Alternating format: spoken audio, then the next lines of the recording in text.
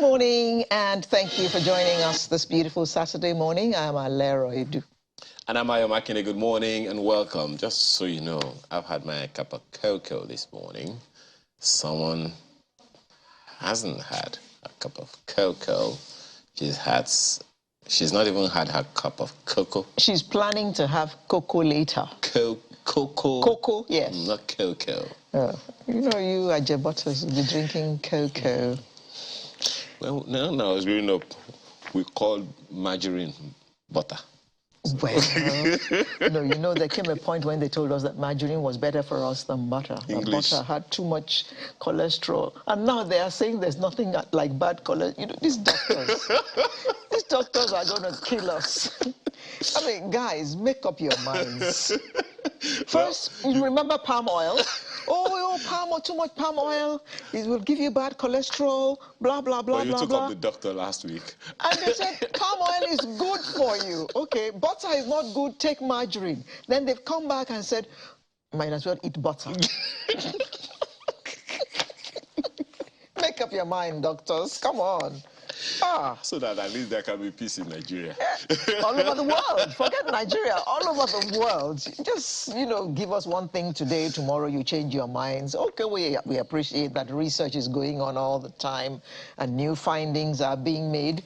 Thank you. We do appreciate the work that you do. But make up your mind on time. Make up your minds. Before we start talking the wrong things. By the way, I mean, just a quick one on that. I mean, let it be clear, you know, that health, your health is very important. And so whatever it is that you're doing to enhance your health is something that you need to do. It's always better to prevent than to cure. Indeed, indeed. In the meantime, the president is being threatened. Okay. When that threat came out, I just thought to myself... There are two threats now. Is it the threat to kidnap or the threat to impeach? Kidnap. Okay. And I thought, what temerity. They dare to threaten the president of a sovereign nation. Oh, please, say it better. President of and Commander-in-Chief of the Armed Federal Forces Republic of Nigeria. Yes. Where do they get that kind of courage from?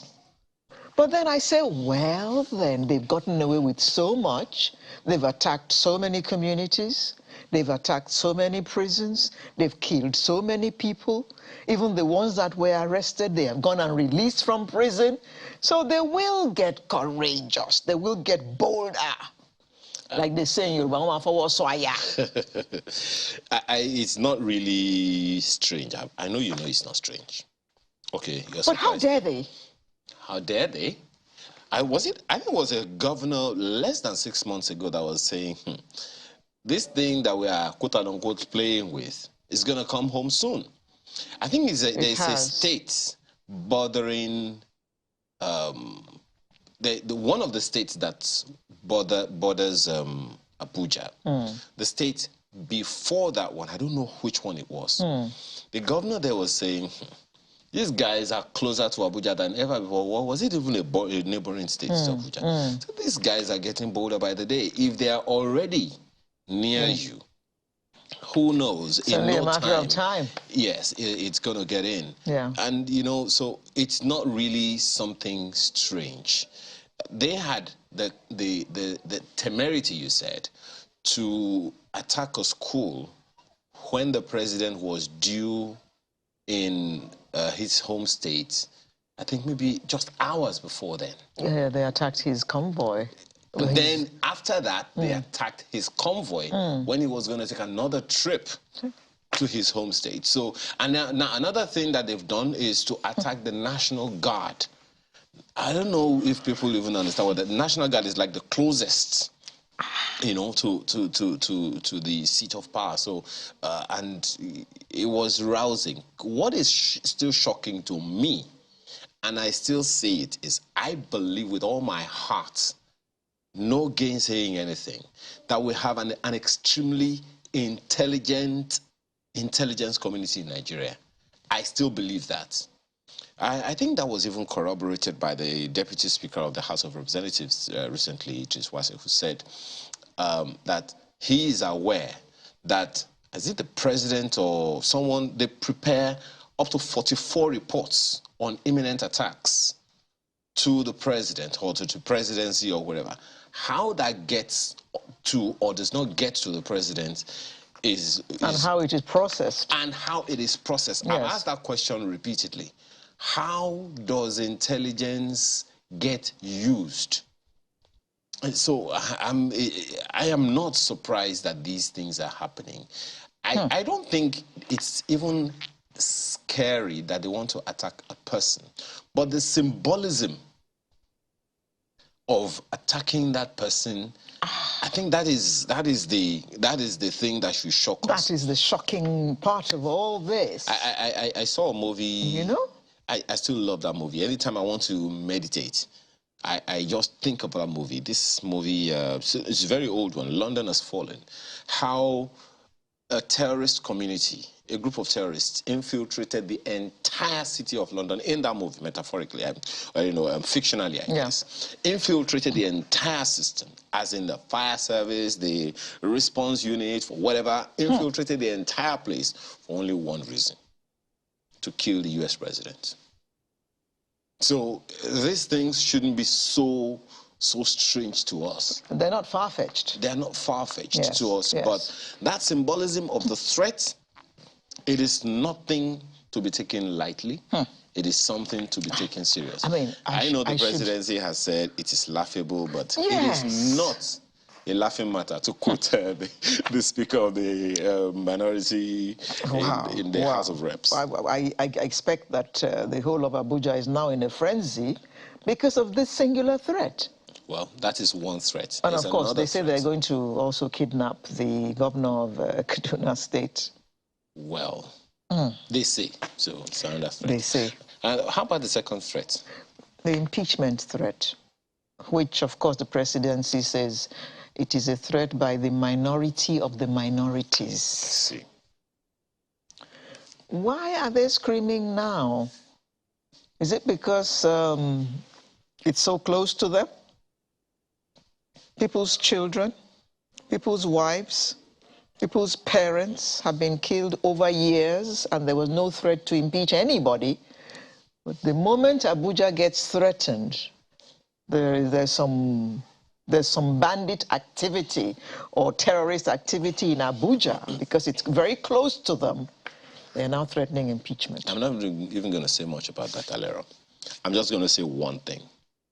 It was always close to them, because the members of the National Assembly are from the 774 local governments of the country. I mean, did you also hear them say that they haven't been able to go home to their constituents for months? So if they are supposed to be representing some people, and this has been happening at home, it was always close home. Were we living in denial? The answer, my friend, is blowing in the wind. Question mark, like they say. Asko. INEC. It closes tomorrow. Oh, yeah. Today. No, it's tomorrow. Voter registration. Yeah, it's tomorrow. Tomorrow, 31st. That's right. It closes tomorrow. Good, but from videos and information making the rounds, there's still a huge backlog of people at the various registration And there's centers. videos on social media of people, well, places locked up, and people complaining that bandits have carted away the equipment so they cannot even register and all that. And another thing, so once you have registered and you have your PVC, is there a way of checking before election day that your name is actually at a particular polling booth and you can actually vote? Yes, there is. And it's digital. Just go to voter.inecnigeria.org. One or two details you put in, it'll give you the exact location. Voter.inec? Yes. .inecnigeria. INECnigeria.org. Should give you your polling area. Okay. It should give you all of that information, just like that. Okay. It's like jolly good. Your own back end of, okay, this is what I have, this is where I am. Pretty much like a, you know, it's user friendly. Oh, great. I mean, right. Okay, so essentially you're saying if we do all these things, we'll get breakfast. We'll be served breakfast. And at every breakfast there is menu. What? Ayo. Last. Everybody could chop breakfast. Last. That expression again. Anyway, we're going to begin by looking at the first line of security. Is that the local government? Ideally should be. I guess we'll find out how that has panned out over the years. And then INEC PVC registration will kind of, you know, delve into that as well, especially with the huge backlog of people who always wanted to be a part of it. And then we'll take a look at the Junior Achievement Leadership Camp. Okay, that's definitely something to look at. And then lifestyle. Yes, lifestyle today will be, last week it was about your food and your medicine. Today, it's about social graces. Please stick around for this one. I'm already laughing just thinking about it. And of course, we shall close with the Artist of the Week segment, as is usual on Sunrise. Who is a... And he's a he. Oh, a he. Okay. Okay. I guess we'll see. Why are you looking at me? I'm just asking. Well, go ahead then. Okay, I'm asking. Well, she wants to go get her cocoa. We'll be right back. Rise up and take it command. We dey see them, we know they blind. Oh. We must fight for our right. Oh. Anyhow, mambo. Thank you for joining us this last Saturday in the month of July. Wow, that's Now, experts have argued that the local government system plays a critical and commendable role in the accelerated development rather, of rural areas in Nigeria. Development is a movement, so... Of sorts. They say it can tackle the growing level of insecurity in Nigeria if allowed to function properly. Note, there is a condition to it. And Ayo is always talking about local government autonomy, and that has reared its head yet again. It seems to be in all our conversations these days. How much are the local governments actually allowed to function as they should? Maybe we should drive that home a little further before we bring on our guests. You know, security experts always say all insecurity is local. Local, yes. So how can we have local insecurity and not have an efficient local government system to tackle it? Or have we never? Well, these are questions we're going to have to ask our panel this morning, and the panel is made up of Mr. Farouk Adejo Audu, who is former chairman, Ilamaboro local government area of Kogi State. He joins us from our studio in Abuja. Good morning, sir. Good morning. Thank you for joining us. Hello. And joining us virtually as well, we have the National Vice Chairman, Northeast Zone Nigeria Union of Local Government Employees, NOLGE, Mr. Emmanuel Fashe. Good morning. Could you unmute yourself, please?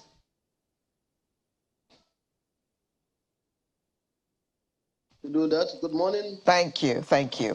Yeah. We also have a former Assistant Director of the DSS, Mr. Dennis Amakre. He also joins us virtually. Good morning, Mr. Amakre. Good morning, Alero and Ayo. Thank you for joining us this day.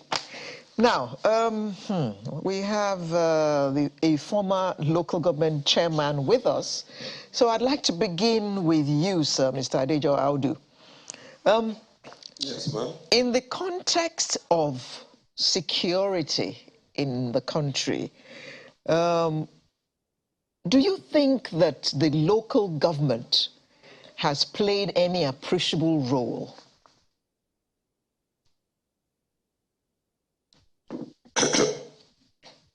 Good morning, viewers. Thanks for inviting me Well, if you know the history of, for instance, the Nigerian police, it started in 1820 as constabulary and all that.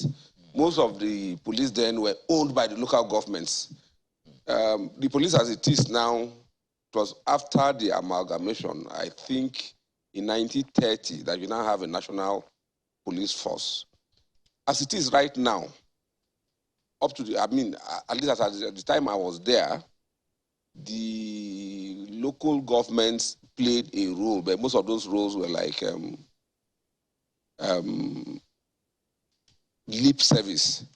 Because actually, the main security of your local government is determined by the state and the federal government. But as it is, like you said, the local government is the last line and the first line of defense when it comes to security. Well, maybe I should ask you a quick follow-up on that one, Mr. Adeja Audu.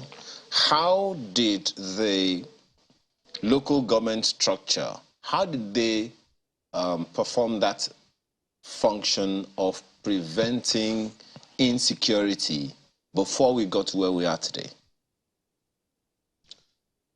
Okay, well, like you know, the local government chairman, just like the governor and the president, is the chief security officer of the local government. And in theory, the entire security of the local government is supposed to be controlled by the chairman. So the DPO, possibly the DSS representative in the local government, and the other security people are supposed to be under you. Monthly, we hold security meetings to determine the security issues and challenges that are on ground and look for how to attend to them. But the reality of the matter is that the local government chairman, except he decides to overexert himself, has little or no control. Most of the time you are running around calling the DPO, maybe you get calls or you get alerts of security breaches and all that. A lot of times you are the one calling the DPO instead of the DPO or the DSS briefing you. And part of the problem is actually, I think a lot of the problem comes from the fact that the police, the DSS are thoroughly understaffed in most local governments, except maybe very urban local governments. I headed a rural local government. The entire police force of the local government was less than 50. And the DSS, I think they had one main person, and I think there was a supporting staff, 2 people in the local government. Civil defense, possibly less than 5, and all that. So now when you have those issues and you have problems of security, most of the time you have to start running to the state headquarters. You have to start calling the commissioner of police and looking for help from outside your own local government. The alternative, of course, is that you try to raise some kind of force to be able to tackle security. In our time, I remember most of the problems we had came from, a lot of the problems we had came from headers who were in most of the communities. They stop people from going to farm. There are incidences of raping of women, incidences of, what do you call it, cattle destroying farm crops and all that. And to tackle them, and a lot of course, there's a lot of criminality, what they now call banditry. It started at as a very low level then, whereby they snatched things from people and all that, but there were no, I mean, abductions were rare at that time. Then we had to, before we came in, there was an arrangement made by the Association of Local Governments of Nigeria in Kogi State, and they brought in some Fulani people who were combating their kinsmen, the ones who were criminally minded. We had Fulani people who were combating them. I think we called them Yandaba, Abiyam, Banga, or something like that. They were coming from Bauchi, and monthly we were paying like 800,000 naira to that force, maybe a force of about 10 people. But when they are around and on ground, Mr. Ado, yes. we'll come back to you after taking the opening statements of the other members of the panel. Mr. Fashe, the long and short of what Mr. Adejo Audu has said is that the local government hasn't been effective when it comes to security. What has been what's your take on this? I want to start by saying, yes, the local government have been effective in taking charge of security situations at the local level. Yes and no. The answer, yes, in the sense that in the years back, only a few years from now, when local government was actually on its foot and it has the wherewithal to deliver its mandate as a local authority, security challenges were usually nipped in the bud at the local government level. Then we have what we call a security council, although it still exists at the local government level, a security committee that comprises of all security personnel, heads of security agencies in the local government, and of course, the traditional rulers in that local government.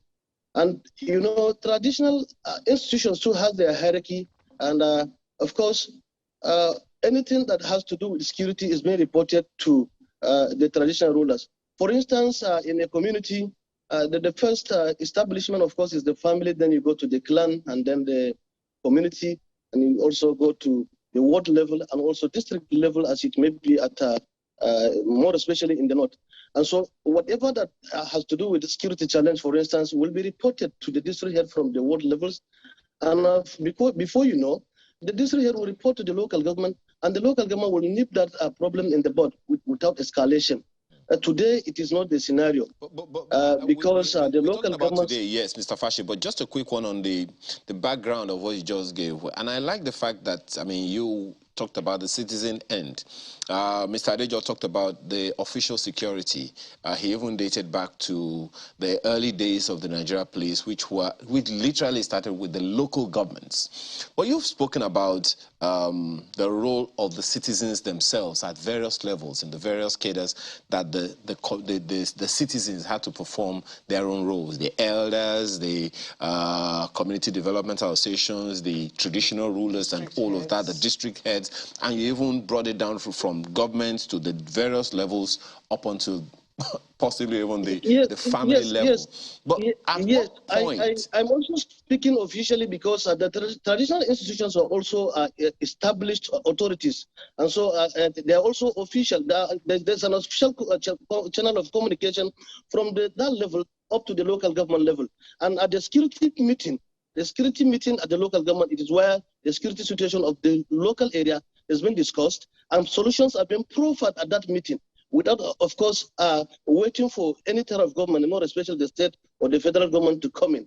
As you know, the local government is the closest government that is associated with the people. And of course, they are the first to know what the problem actually is. And so they are in position to actually tackle that problem and nip that problem in the bud. I am coming to write on what the chairman said, that the inadequacy of police personnel or security personnel in the local government. That now calls for what we've been agitating for, that local security should be left for local people to take charge of. And that calls for local policing or community policing.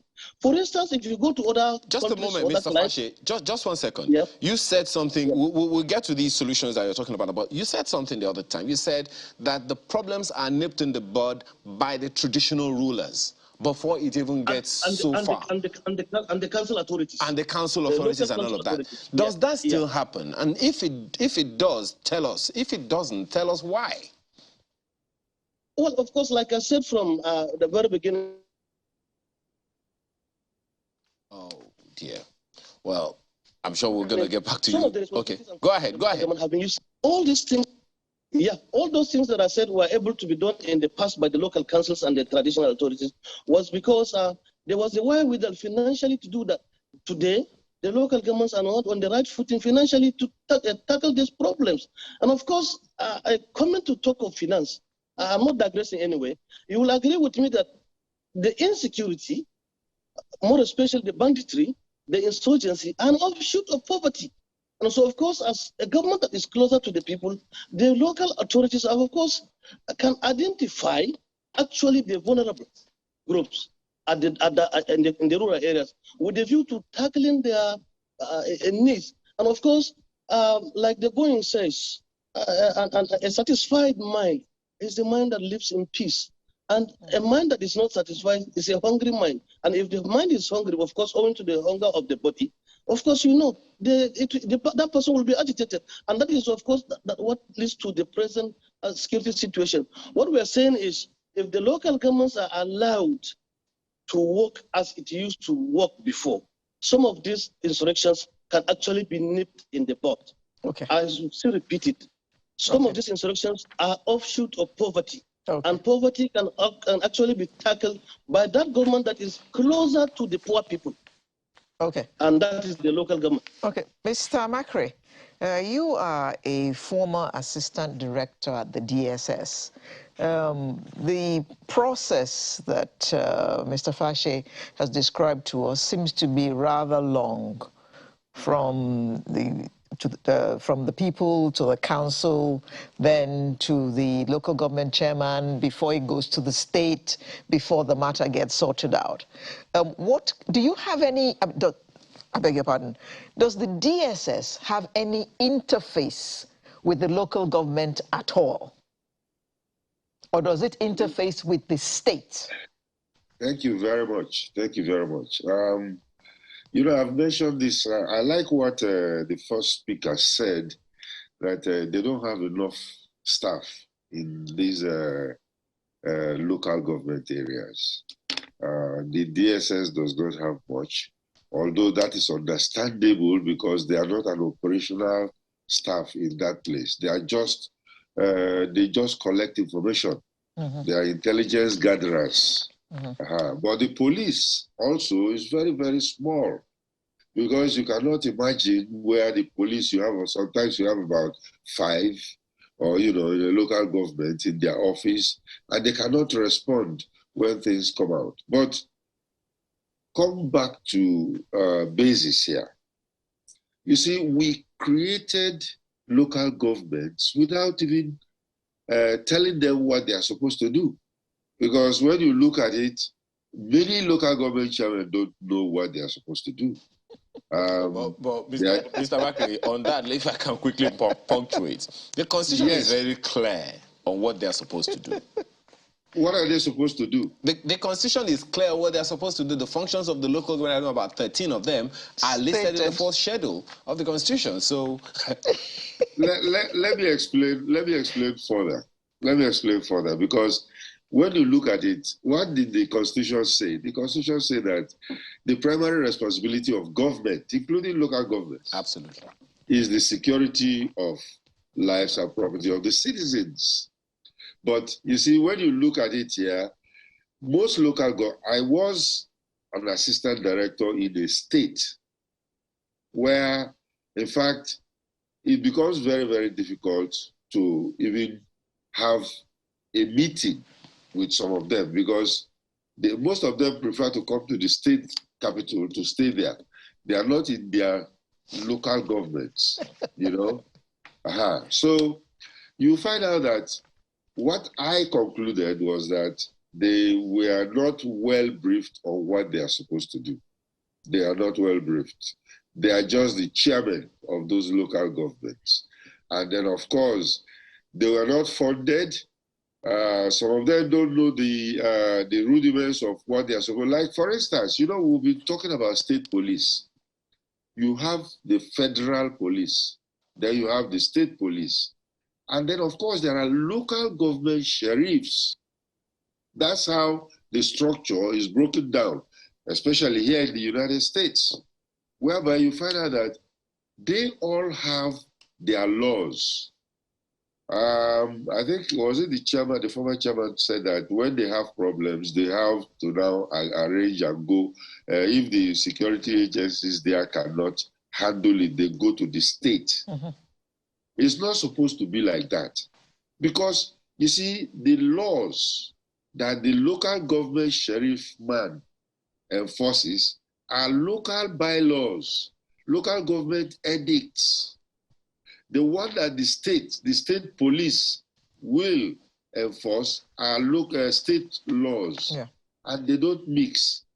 If there is a state crime that is committed at the local government level, then the state is invited to come and take over the case. So it is even with the federal. So you find out that all of them have their different laws which they enforce. And when you are talking of the local government itself, you know, in what other people do, because I studied other local governments in other countries. Now, what the local governments do is that they are busy enlightening, because that's one important thing that they do. They enlighten the citizenry around themselves. You just mentioned it. Crime is local. All crimes are committed in the locality. Yeah. And these crimes are known by, or they know those who are perpetrating those crimes, you know, locally. So when you have a state or a sheriff, a local government sheriff, he understands that, okay, these people are the major people that are doing this, and he might want to share that information with his state counterparts. And when certain things happen, they go in for a raid and then arrest them. Would you say, Mr. Macri, yes, knowing what you know today about our security, what's the word you use? Architecture. Would you say that in the entire security apparatus or architecture that we have now, the local government is regarded in that architecture as the first line of defense? Even the local government itself is not recognized. Remember, they were struggling to be recognized even financially, to have their money directly paid to them from the Federation account. Because, in fact, you see, it's the governor's fault. Because what the governors are doing is that they think it's an appendage to themselves. So even the budget, or well, let me say the money they get from the Federation account goes straight to the governor. Okay. Well, the governor. Yeah, my apologies. I want us to try as much as possible to stay within the context of the conversation. You heard Mr. Fashe say the other time that most insecurity are nipped in the bud at the local government level without it being escalated. Do you agree with those who believe, some, security consultants, including former generals that we've spoken to, say that the local government system is the first line of defense, but we have since collapsed it? Do you agree? Yes. Let me go down to the defense part of it. But I'm just mentioning the financial part because we'll get to that. We'll get to that. They will always talk about finance. Okay, yeah. Now, yes, the primary responsibility of, in fact, the chairman or the local government council itself is to educate the people, because they will educate them to know exactly what to look out for. And then what do they educate them about? They educate them about situational awareness, security awareness. So they know that these, if there are unnecessary movements, those are of security concern, they will know. And then they also serve as the first line of response. The first responders are the local government people. So you find out that, yes, if anything happens, it is the local government people that are the first line of defense, the first responders, and then, of course, they can now escalate it outside the local government to the state. So yes, I agree that they are the first line of defense. Okay. Well, Mr. Adejo Audu, you've listened to all shades of conversations, and everyone seems to agree with you. And so, but I like the fact that when you began the conversation, you started by talking about the origin of the policing system that we have in the country today, constabulary. And of course, you know that there have been attempts to bring back the constabularies into the various local governments. At what point would you say, historically, we began to diminish the role or responsibility or recognition of the local government system in the country as a first line of defense? Thank you very much, Mr. Makinde. Well, the problem actually is the problem of our federating system. It is such that rather than have a federating system, what we now have is almost like a unitary system. The police is controlled. There's one IG of police who controls the police from Abuja. There's one DG, DSS. There's one controller general for every other other security agency. So at that point, I mean, when all these things, I mean, I think after the Civil War, or maybe before the Civil War, when started the amalgamation and the entire security infrastructure started coming under unitary control, it became difficult for the other tiers of government to have control over securities within their domain. Apart from being a local government chairman, I've worked with governors too. And a lot of times I know that the governor is mostly at the mercy of the commissioner of police. Even right now, a lot of states, if the governor is not popular in Abuja, and the commissioner of police happens to be friendly with the governor, they will drag the commissioner of police, they will take him away from there and take him elsewhere and send a hostile one. So the first solution to these things is that we should we should go back to true federalism, whereby every tier of government will have power, to have the ability to control its own resources, its own administrative infrastructure. Okay. There's no way a local government chairman sitting down in a rural area will be controlling the DPO does not take orders from you. He doesn't. As a matter of fact, a lot of times you have to go and lobby the commissioner or lobby whoever before you can get the DPO to cooperating with you. Okay? Now, if that is the case, how does the chairman, who is the chief security officer of the local government, how does he take charge? Okay. But the other issues I mentioned, and there was one I'm actually mentioned too. One is the one of staffing. The local, the security, the number of security personnel available in Nigeria, if you break them down to local government, they are just inadequate. Most of the banditry we are seeing, particularly in the north and all that, you see that over 300 people will be carrying motorbikes and carrying like two other people. So at the end of the day, like 900 people will invade a particular rural location. So how do you respond to such a thing? And you are supposed to be the first line of defense.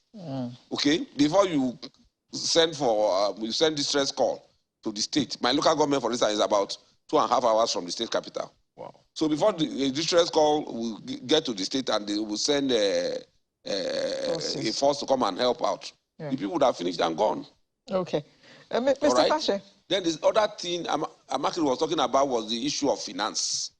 Yes, local government need finance to be able to do these things. I was lucky that when we were in office, our governor gave us some measure of autonomy. The only deductions we suffered were the ones that are statutory. If not, our allocations came to us. But that doesn't happen in most local governments. Right now in Kogi State, I know that the local government chairmen there do not have control over their funds. Zero control over their funds. As a matter of fact, they will sign for loans, and those loans will not be received by the local government. These are facts that everybody knows. So how does the local government, in my local government, for instance, there's a particular location that almost twice or thrice a week, they abduct people on the road. The place is called Chechele, in a ward called Iga ward, in my local government. Almost twice or thrice weekly, in a particular spot, they abduct people, and there's no solution. And I do understand that the local government cannot do anything about it. I mean, what would the local government do? When even if you cry to the state does not come, what do the local government do? So the issue number one is give the local government the resources to be able to tackle security. Then secondly, staff it. I think the governor of Kaduna State, El Rufai, made one suggestion that there should be at least 1,000 security personnel hired in each local government. That will bring the number to 774,000 security men across Nigeria. that will go a very long way. We are thoroughly under-policed. So you now end up with a situation whereby there's a very large ungoverned space. Your local government, you sit down in one corner of the local government, maybe the local government is very large.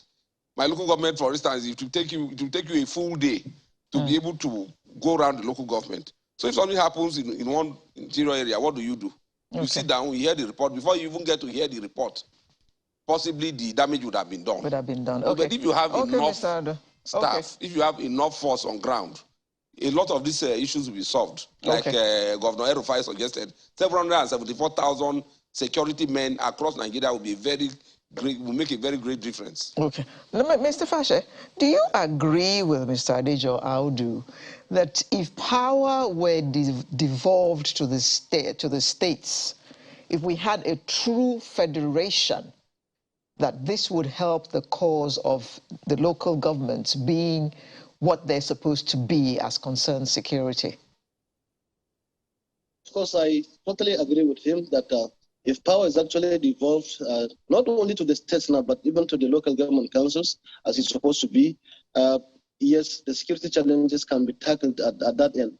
And don't also forget that what I said in the very beginning was not a protracted kind of advocating solutions to crimes or insecurity at the local government by way of reporting from one state to the other. What I said was that problems were actually nipped in the bud at each and every stage at the local government then when the local government was on its right footing. That was what I said. And again, that boils down to the issue of the community policing that we are advocating for, the local policing. Like the director said, the man from the security angle said, of course, yes, crimes are committed locally. And you'll agree with me, it is most of the times local people commit these crimes in their locality. And the local people within that locality knows those that are committing those crimes. And it can actually be identified and then tackled at that level. But of course, they don't have the authority and the wherewithal to do so. Now, how do we provide solutions to it? Is of course by giving the local government its proper place of authority, giving the local governments the enabling environment constitutionally to operate at that level, so that at the end of the day, before even a problem gets to the state, it is supposed to be adjudged a problem that cannot be handled at that level. Like I also said from the very beginning, it also boils to the function of finance. Before, when local councils were funded directly from the joint account, things of this nature doesn't actually happen. And like I said, these crimes, insurrections, insurgencies, banditry are also some options of poverty. Now, for instance, a state government may decide to say there's a welfare scheme in place. This welfare scheme can only work if locals are involved. And who are the locals? These are the people staying within that community that constitutes the local authority and that constitutes the local government. So what we are saying in essence is that if you want to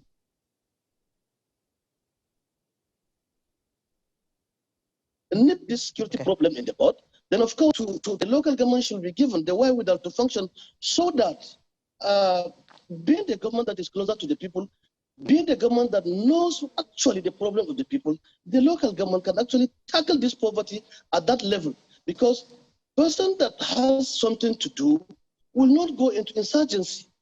That is a fact. That is an established fact. Of course, somebody might argue. There are some people from the school of thought that because of population explosion, that we may not be able to identify each other. But I dare say that leading internationally, China is the leading country in terms of population. But in China, the crime rate is lower than even smaller countries in Africa that are not up to a region in China. If you go to the Gambia, for instance, which is a very small country, yes, of course they are very small, so we can maybe say that, but they have local policing. I was in the Gambia some few weeks ago, and I actually came to know that there are municipal police in the Gambia that actually operate and tackle problems within that locality. Of course, there are federal police. Though in the Gambia, the state doesn't exist as it exists in Nigeria. They have regions. But of course, local governments are more powerful, local governments are more on ground in the Gambia than even in Nigeria as big as we are. So they have local police, they have municipal police, they have area council police. Oh, we lost Mr. Fashe again. Now, let me bring in Mr. Makri here. Take care of crimes within. Let us go for community policing. Let the local government be funded. Let the local government be given the wherewithal to tackle all these problems. And believe you me, if the local governments are up and doing, if the local governments can actually tackle the problem of poverty or reduce poverty at that level, insurgency, insurrection, and all these vices will be reduced to its barest minimum in the society. Okay.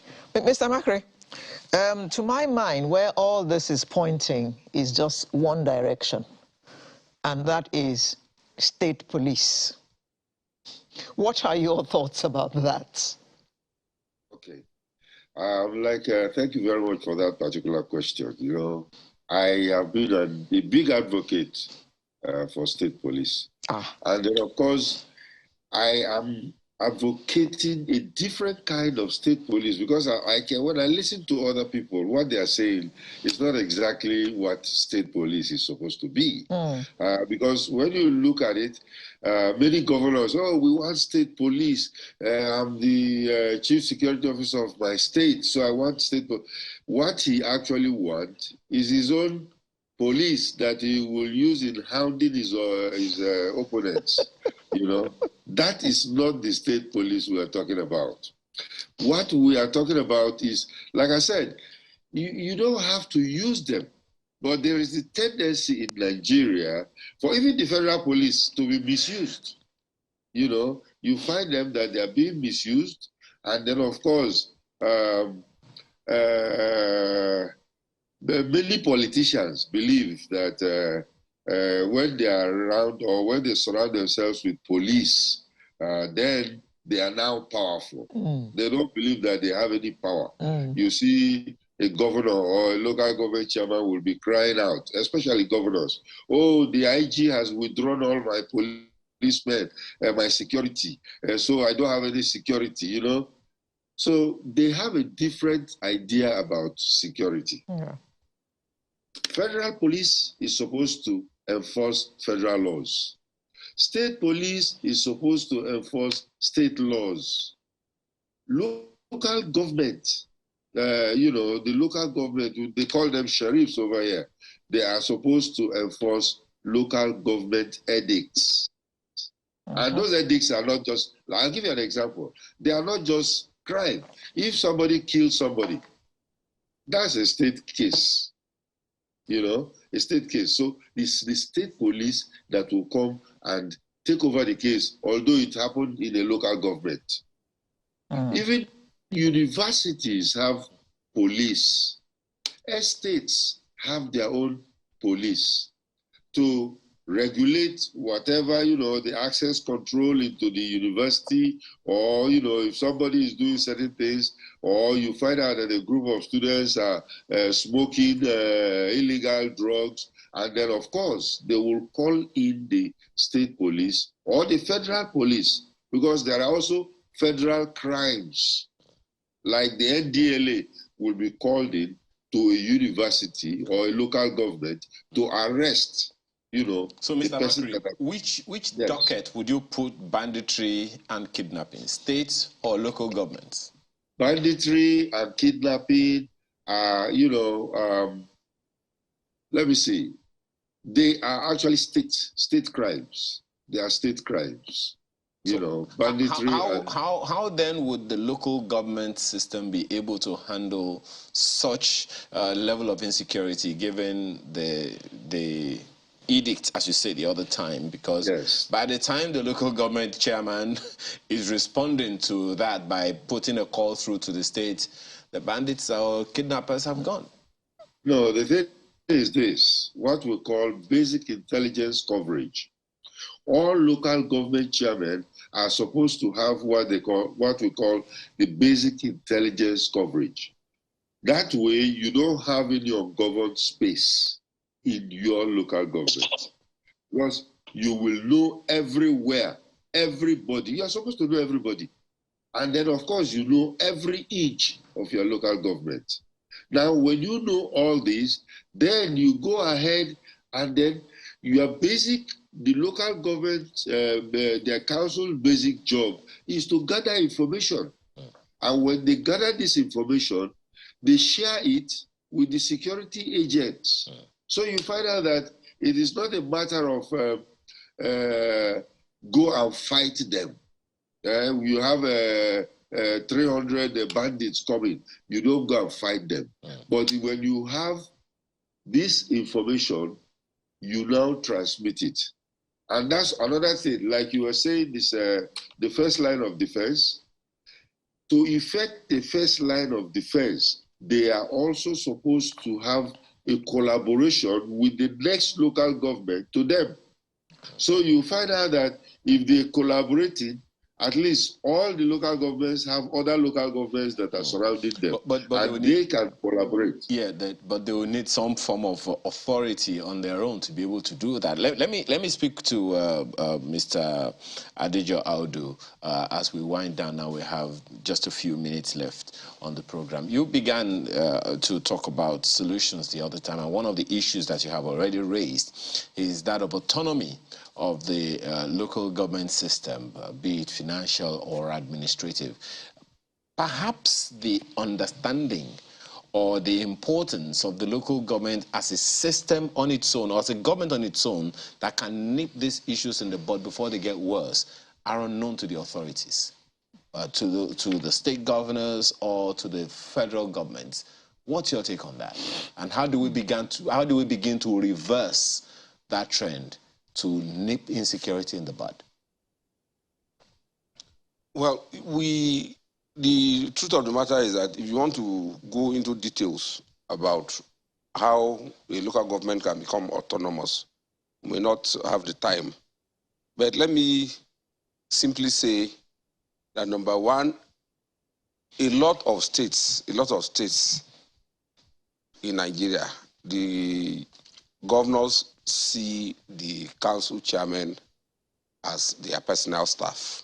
That's what happens in a lot of states in Nigeria. Okay? So normally you take directives from the governors. That is the part of the problem. But if a local government chairman or the local government administration is actually in charge, and in most cases they are not, I'm telling you from experience. I keep saying that in our case we're lucky. But I've seen, I know my predecessors and I know my successors. In most cases, the council chairmen are not basically in charge. They just take instructions on what to do and what not to do.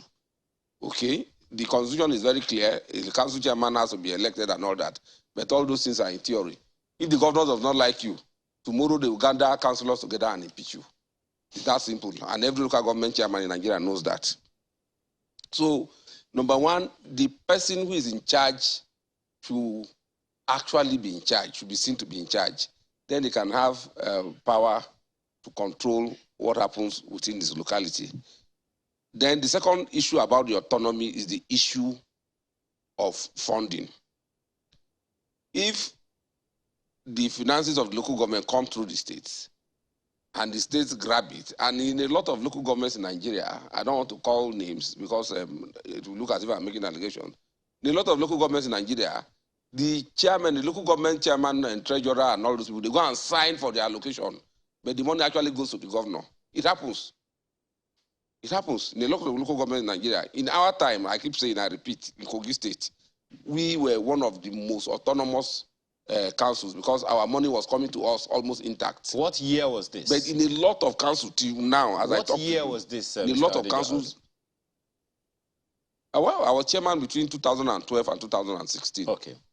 All right. So let me ask. 2012 and 2016. Yeah, Mr. Afashe, every single person, every single one of you who have spoken about this have said a lot more about funding and resourcing of the local government system in order for them to be able to perform the function of being the first line of defense, as the former DSS official has said. He has also identified some gaps in the understanding or not of the functions of the local government system from the angle of a good number of the local government chairmen. How, in your opinion, do we begin to reverse that? Because even if the local government system gets its autonomy, as it's been advocated, and I understand about 7 or 8 states have already voted for autonomy administratively and financially for the local government system. So even if that now happens and the chairmen do not have the capacity, aren't we back to square one? Well, thank you very much. It's not actually about capacity of an individual. It's about the nature of the system, making the system a very strong system, not an individual a very strong individual, because the individual will first away, but the system remains. What we are saying is that let the system be there. Like in America, for instance, they have different ideologies in terms of political parties, but once you occupy that office, that Oval Office, you become the president of the United States of America, and also, of course, you must operate in tune with the wishes and aspirations of the United States of America. So if the local governments are strengthened, and like we're advocating for, now who occupies that office doesn't really matter, because when the system is there, the system will guide that person that operates that office. So yes, of course, some of the chairmen may not have the capacity to lead, but of course, I also throw this to my director, that he actually comes from a local government before rising to whatever level he rose to, and nothing stops him from coming back home now to become the chairman of his local government and contribute his own quota, his rich ideas in terms of security, to the development of his community. And of course, by doing so, other councils around him can also copy. But what I'm trying to say in essence is that it is not about the individual capacity. It should be about the system. Make the system a viral one, make the system a functional one, make the system a strong system, so that when a person occupies that office, the system will actually guide his operation. Coming back to the issue of finance, sir. Yes, of course. Mr. Fashe, I do apologize. I beg your pardon. We've run completely out of time. We don't even have time to take your closing statements on this matter. But all that is left for me to do now is just to thank you, Mr. Emmanuel Fashe, National Vice Chairman, Northeast Zone, Nigeria Union of Local Government Employees. That is a local chairman. Vice President, not Vice Chairman. Okay. Vice President, Northeast Zone, Nigeria Union of Local Government Employees, NOLGE. We also had Mr. Dennis Amakre, who is a former Assistant Director at the DSS. And we also had a former Chairman, Ola Maboro Local Government Area of Kogi State, Mr. Farouk Adejo Audu, who all shared their insights with us this morning. Thank you all very much, gentlemen, for joining us this Saturday morning. Sunrise will return in just a moment with another interesting conversation.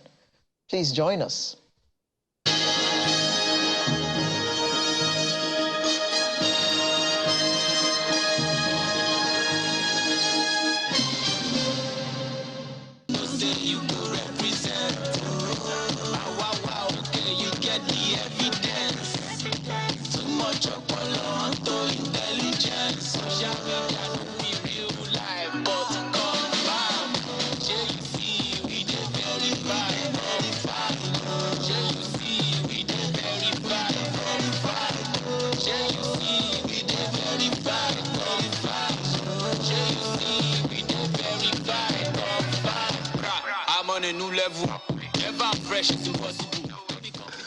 Well, thank you for sticking with us on this program. Hope you had your cocoa, by the way. Is it cocoa? Whichever one. Or maybe you're still having. Through the program, show. Relaxing and listening to us. Well, in order for you to enjoy it better, hope you've gotten your PVC, or at least registered to get your permanent voter card, because, for instance, INEC has said that 11 million Nigerians have been added to the voter register in the ongoing CVR. That's a lot of people. Absolutely. That's as of 7 a.m. Monday, past July 25. Many more have been added since Monday. But unfortunately, as of now, millions more are yet to register. And want to register. The ongoing CVR will be ending tomorrow, according to INEC. The Commission has said 10 million plus new registrations were recorded, with 3.4 registering online and 7.6 million, that is, through physical registration. So much to unpack from all of that, especially given the, the information also. There are a huge number of voter cards yet to be collected by several people. So at the last count. And some found in gutters and sewers and all that. So, I mean... Anyway, as I said, there's so much to unpack in that conversation. So this morning we have with us to discuss the voter registration process, Wale Ogunade, who is President Voter Awareness Initiative. Thanks for joining us this morning. Thank you for inviting me. As well as Ogwegunam Kingdom, who is Executive Director, Platform for Youth and Women Development. He joins us from our studio in Abuja. Thanks for joining us this morning, Mr. Kingdom. Thank you very much for having me. All right, so let's get into it. Mr. Ogunade, this process ends tomorrow, according to INEC.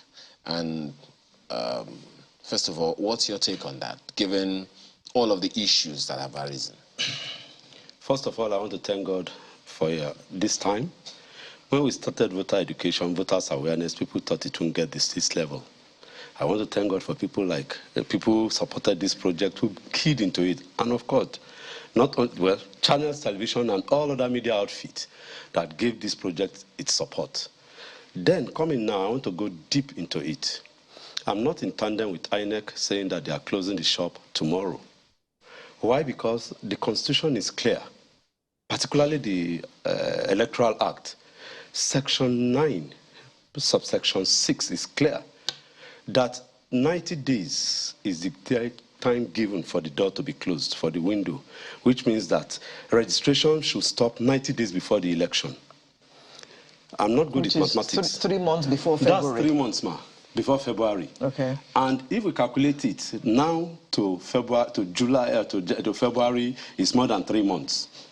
And Section 1.1 of the 1999 Constitution says that all authorities and persons must subscribe to the Constitution.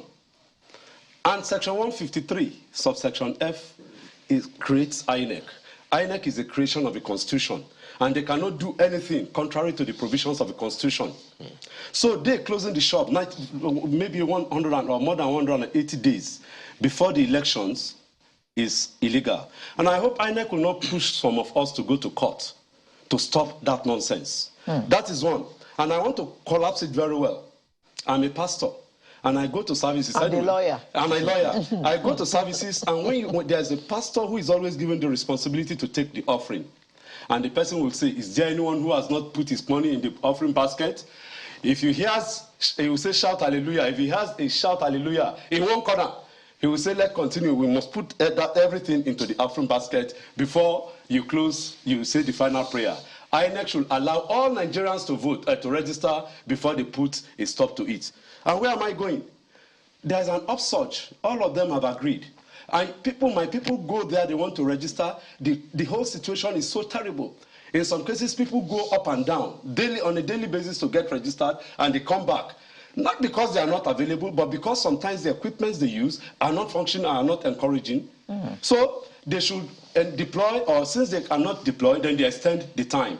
Locking and closing people against, because there are millions of people that you have said who are entitled, and INEC has no power to disenfranchise them. Okay, well, in what you said, we should just focus on all the issues you've raised, and the program will be done. but there is one of those things that you said, which I want us to expatiate a little further on. Yes. One of the critical issues here is the voter card has to be used. So even if you register 90 days before the election, you may not be able to get your card. Perhaps that is the reason INEC said, let's close it early so that we can prepare the cards. Yeah. For instance, I think I registered to vote maybe about 3 or 4 months ago, but my card is not due until September. It's about, how many months now? About 2 months, from now. So if my card, having registered some 3 or thereabout months ago, my card is not ready until September. Perhaps that's the reason INEC is saying, because without the card, you cannot vote. Not your voter slip. Your voter card has to be read by the card reader, right? BVAS and all of those things. So perhaps that is why. What's your take on that? A local musician, the late Akpala Mastro, sang a song. I'm sorry for you. That's why I'm advising you. I'm advising INEC. They are the one that will be stopped. Because I tell you that everyone has a right to vote. It's their inalienable right. Nobody can deny them. What's the big deal? They go to Buhari and get money from him. Let them encourage, let them employ their hands who are ready to work. Let them empower people. Let them expand the coast so that all Nigeria. You tell me that they can't do it. You go to a business center. You want to do your ID card or something. In a jiffy, it comes out. Common ID, small business center. Not to talk of INEC importing as many as possible all over. Don't forget millions. Don't forget, Mr. Gwade. It's not just what's that thing, the ATM card that you just get at the instance. Those ones are pre-chipped. They are pre-chipped. We'll come back to more of that. Let me go to Mr. Kingdom in our Abuja studio. First of all, what's your own take on all of this conversation? Are you in tandem with agreement with INEC closing tomorrow, or you are with Mr. Gwade, who says nope, 90 we may days. go to court? Thank you very much for having me on your program this morning.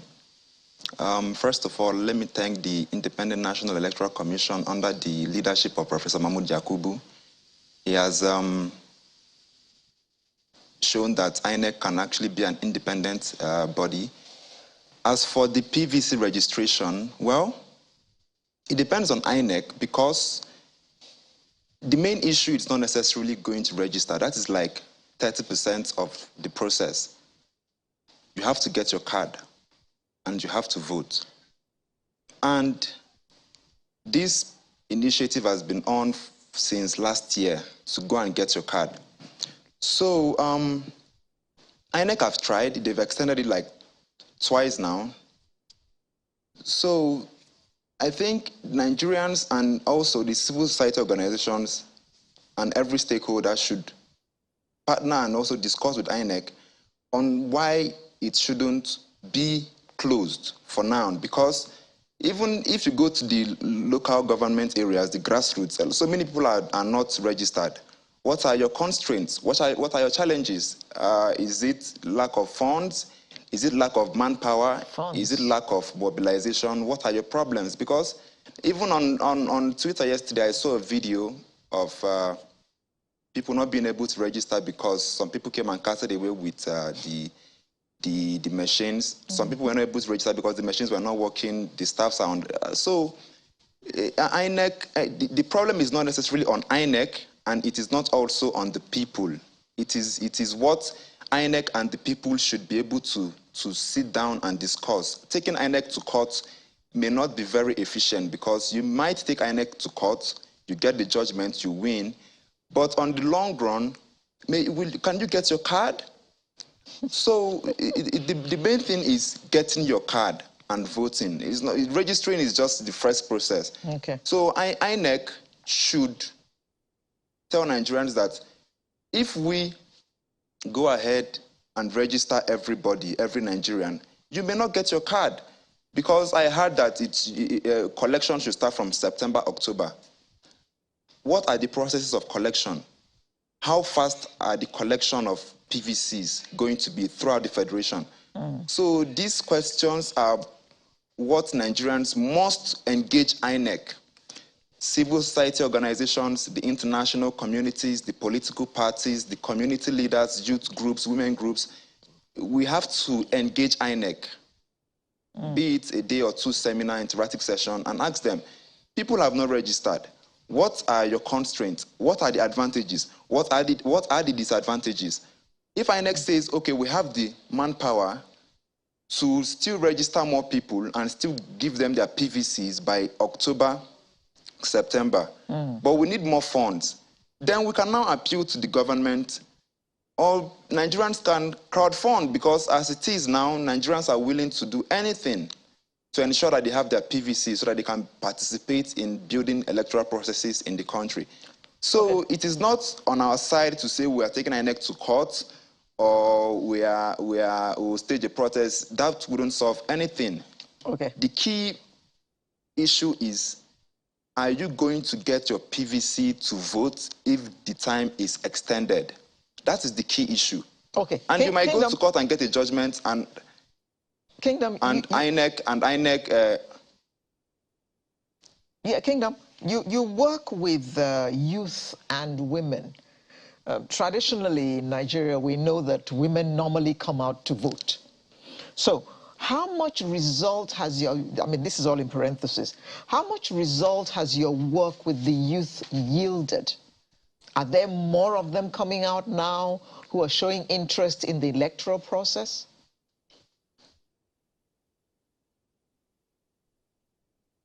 Okay, as for our work, we've been able to partner with a lot of organizations, women-based organizations, youth-based organizations.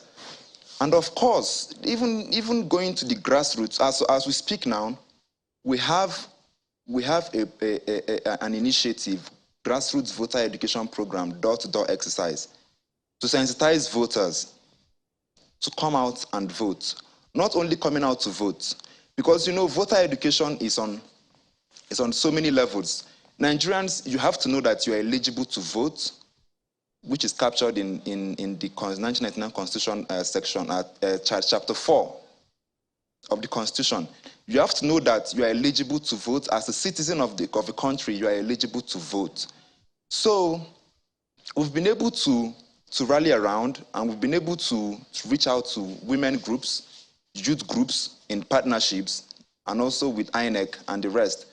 And we've been able to sensitize a lot of Nigerians on getting their PVCs. And by the grace of God, with other partners and other associations and organizations, they've been able to make a lot of impact, because going to the grassroots, you can see that people troop out in millions every day in the north, in the south, to get their PVCs. So we are doing that, and not only doing that, we have this initiative that when you have this, your card, don't go and keep it in your bedroom. Don't go and keep it in your locker. Don't go and throw it. Don't use it for ID card. Use it to vote. That is why you have your PVC, to vote. So that is the proposal, that is the initiative that we have. Just one and thing by the grace of God, it is commencing on Saturday. Just 1 second, Mr. Kingdom. Just before we come back to Mr. Ogwanda, I just want to ask you, kind of follow up on the question she asked you earlier. What kind of response do you get, whether expressed feedback or just your reading of the various publics you've had to speak with or interface with in the process of this whole advocacy? What are the feelers you get of people, especially the young people that, she spoke about that you've been working with, vis-a-vis the women, about this whole process? Okay, the first response we get is people are beginning to regain confidence in the electoral processes. But there are still issues. Issues of not having enough machines to register, issues of INEC closing before time, issues of not registering maybe 200 persons per day in some local governments, as I know. So these are the issues, these are the feedbacks that we're getting, that INEC have not been very proactive. That what are their constraints? Are they understaffed?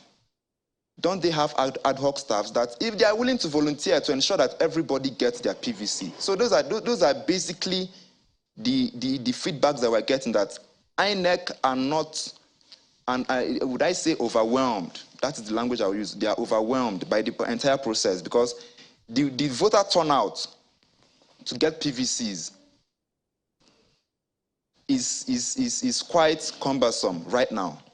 So the responses are INEC is overwhelmed. So INEC should do more Those are the responses that we're getting, especially in getting the staffs to register them. Okay. Well, Mr. Ogwande, I see that you can't wait to respond to that. Yes. I guess the first thing is that we should, when we come on national television, we should be more patriotic whenever we talk or present issues to us to guide people who are watching. Telling me that INEC, there's nothing good going to INEC, we may not get anything, I will say no, it's a big lie. The National Identity Management Card said that some few months ago, said that they were closing shop against Nigerians who are not able to register. Of course, some group went to court, and it got a mandamus against them, and of course, they have to open and extend. The court is there to do its work by virtue of Section 6 of the 1999 Constitution. So all authorities, I repeat with all sense of authority, all authorities, anybody who is a creation of the Constitution must flow with the authority, with the power and the spirit of the Constitution. So if the law in Section 9 of the Electoral Act, particularly subsection 6, says you give them 90 days, that should be. We are not begging. It's our right. We are not begging INEC to please. Why? It is our right that register everybody that comes out to vote. It's not new. They should know that there will be an upsurge by activities of this program. It's not today that Sunrise have been carrying out this type of a program of civil societies like us. So they should know and expect, and they should have gotten themselves ready. Now, and of course, don't forget, Nigerians are last minuters. Nobody can take them away. But they know that it's the last day to register. Is that right? He said, Mr. Yes. Kingdom in Abuja studio said, INEC has had to extend this twice. One of those extensions, before one of those extensions, I listened to Mr. Okoye, the chairman, information. Saying at INEC, saying that the process had been on about 11 months or thereabouts before that time. Yes. So, in terms of voter awareness, shouldn't I indict you? Yes. Mr. Of not giving enough awareness out to go and register. To go and do it before. Why must we always be last minute? My answer is that because there's an upsurge, it means voters awareness initiative is working. Don't forget, I cannot force voters awareness initiative is working 11 months after time. No, before we've been working, and don't forget, I cannot go. Even I can't go to court now to force somebody to go and quickly register. That's the difference. But because that individual is not a creation of the Constitution, but INEC can be forced to register those who come to vote or register before 90 days. Let's speak to ourselves for a moment. Yes, I understand the law. I'm not a lawyer. Don't worry. But I know that the law has to get its job done. Yes. We as a people also have that responsibility. Section 22 of the Constitution says, that it is your duty to be a good citizen. Exactly. And one of the elements of being a good citizen is to perform your civic responsibility of registering for elections, which is what we're supposed to be doing. There is no provision that says that you should not do anything last minute in Nigeria. Sounds to me that you're just making excuses for people. Yes. No, but Mr. Ogunade. Yes, ma'am. INEC gave the date of the deadline. I said it's good because we are looking at the Constitution. So that 90 days. That's what we are looking at. They can't do that. Okay, let's leave that. You see people going to court after 90 days. Let's wait and see. And I'm just saying, you know, I sang Balamastro's song, Ayila Omowura. Don't worry. They will say, Ogwade has said it again. But you know, the thing is this. What do you say to that element that we, raised? I mean, Mr. Kingdom also said it, that collection of PVCs have to start September, October. or thereabouts for a sizable number of people. The cards are not just ordinary cards. The cards are chipped. Do you know what it means to be chipped? It's not something you can. I'm a lawyer. Which is unfortunate. But I can imagine that simple technology, those people will do it. All you need to do is that we are under pressure. How do you do it? Technology, we are talking of technology. Split second. We are talking of technology. But you're not talking of technology for 5 cards. You're talking of millions. Tens of millions. Mass production. It can be done. Mass production. Well, maybe when you join INEC. Well, some of the other issues have been raised. about this process, and I know, of course, INEC could also want to respond to some of them. For your information, sir, when we started, technology cannot be done, it can't work. Here we are with beavers. So they'll sit down and put in their thinking corners. There are people like us that will give them idea. This is how to do it. How did they get to beavers? How do we get to this transmission of election results all over immediately? INEC is a work in progress. Democracy is a work in progress. So you can't just sit down and say, yeah, we want to give up. Then we'll not put some other. No. And don't forget, election is a voters' festival. It's a festival of voters. Everyone wants to be involved. And now people want to be involved. We now want to lock them out. Please, let them stop that. Let's talk about the voting process itself. There are those who say, that as Mr. Kingdom referenced the other time, I'd like you to respond to it. He says his team have gone out advocating to people, don't just get the card Use for identity purposes. Use it to vote. And there are those who have said, maybe unofficially, that this whole thing, I just want to collect the card and be able to use it for international passport or those other important identity purposes. What do we say to them? How do we get them? How do we engage them to say, guys, you need to use this card for its primary function? Yes. Democracy, as defined by the schoolboy, is government of the people, by the people, and for the people. You are the people. It is your duty not to do them. Now we. This government is our own by virtue of your participating through your thumbprint. That voter's card is your power. Not voting enables somebody who is a non-entity to occupy office, and it will not be in your mouth to say that government no do well. For government to do well, you must partake in it. How do you partake? Vote. So that voter's card, look at all the effort by everyone put into it for the voter's card for you to get registered. Don't waste it. This is an opportunity. You say this Nigeria is no good, or is this way. It is your duty now to use your thumb through the voter's card to vote in the best candidate. And the only way you can get it, that's a passport. You just talked about passport. Sorry, that's the visa of getting into participating in government. Without your PVC, without your re-registering as a voter, you cannot vote. And of course, whatever they are doing, you will just be looking. And I don't think you should be a lookman. Did I say lookman? What are some of the... We asked Mr. Kingdom the other time about some of the feedback that he's gotten in your own work. Yes. Concerning voter awareness. Yes. What are some of the feedback you have gotten? It's the same thing. My people are crying. I've said it some few minutes ago. Maybe I'll repeat it for emphasis. I have members all over the country who are giving us the reports that the machines are not working. In some cases, the crowd and the workers, some of the ad hoc class staff, some of them, we ask them, they say they are just rented. Some of them are not the one that they were trained. And in some cases, you don't see the ad hoc staff. They don't come on time. And if they come on time, they are highly hostile. And I have to intervene sometime inside the redemption camp. That please, it is a national duty. You have to relax.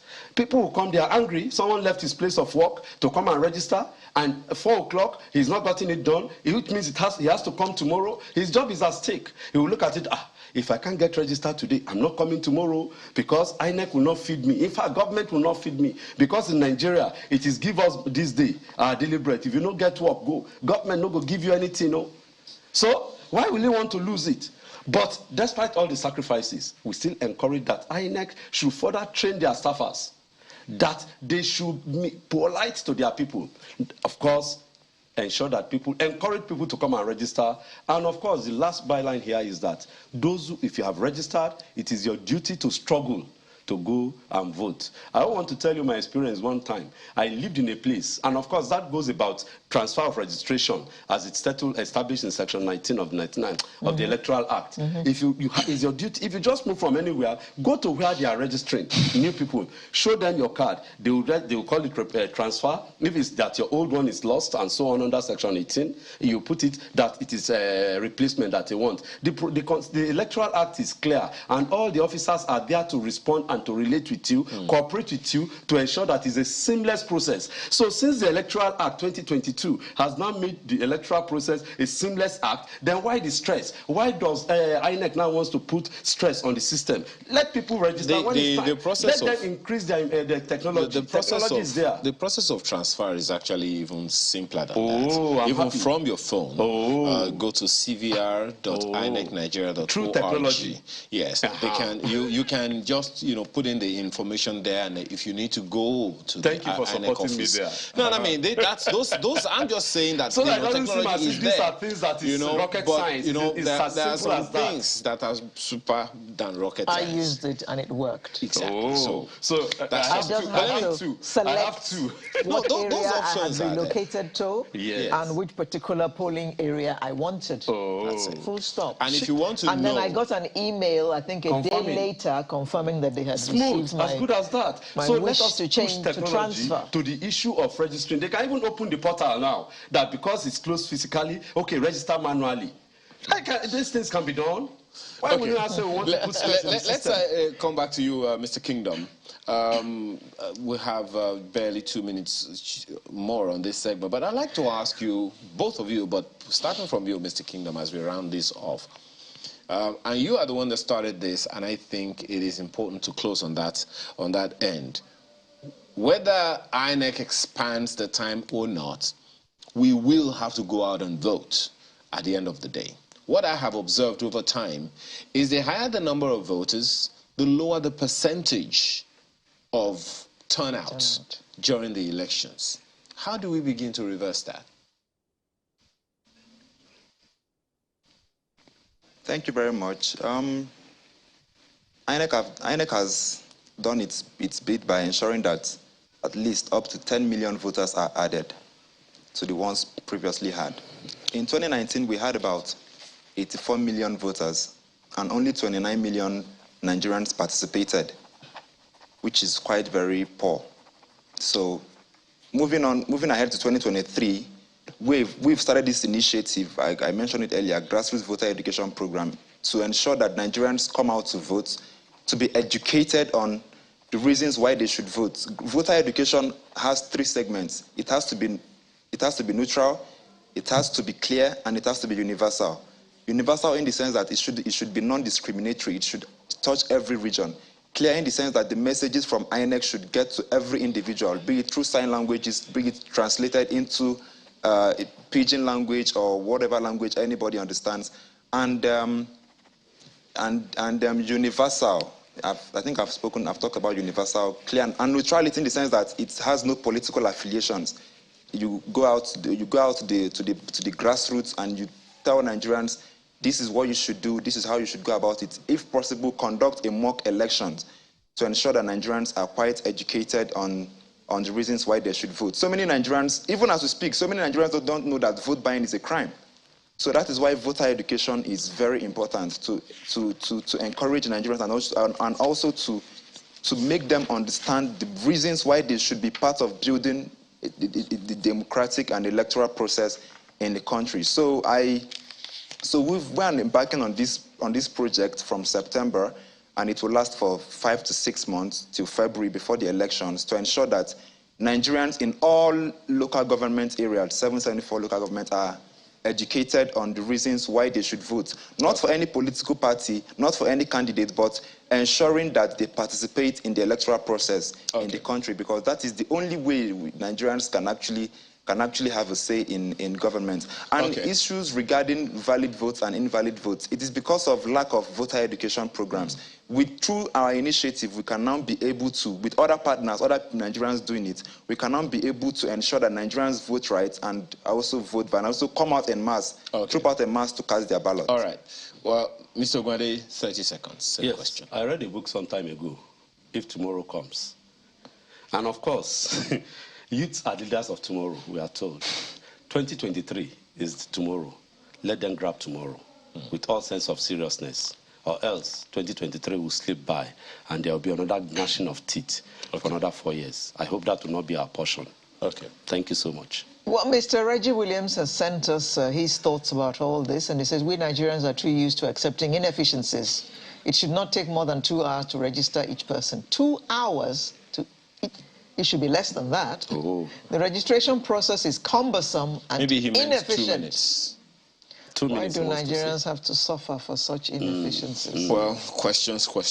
Maybe he meant 2 minutes. He must have minutes. meant It's 2 not 2 minutes. hours. Yes, not 2 I hours. remember we engaged INEC one day. I don't know, which of the sunrises, and we literally had to take them up on some of these things. They opened their website and they took us through some things. For now, gentlemen, we have to thank you very much for being a part of our conversation today. Ogogunam Kingdom is Executive Director, Platform for Youth and Women Development. Joined us from our Abuja studio. Thank you so much for your time this morning. Thank you very much. As Mr. Wale Ogwade. I don't even know which one to call it. Mr. Barrister Pastor Wale Ogwade is President, Voter Awareness Initiative. Thank you so much. To God be the glory. Okay. So Sunrise returns in a moment with yet another topic. This time, it is about the younger generation. Stay with us. Lord, if you will let me, I love you, I surrender my everything forever. Say I'm ready. Thank you for staying with us this morning. And now let's talk about something that concerns the youth. You mean the younger youth, or is it the older youth? Our youth. Okay.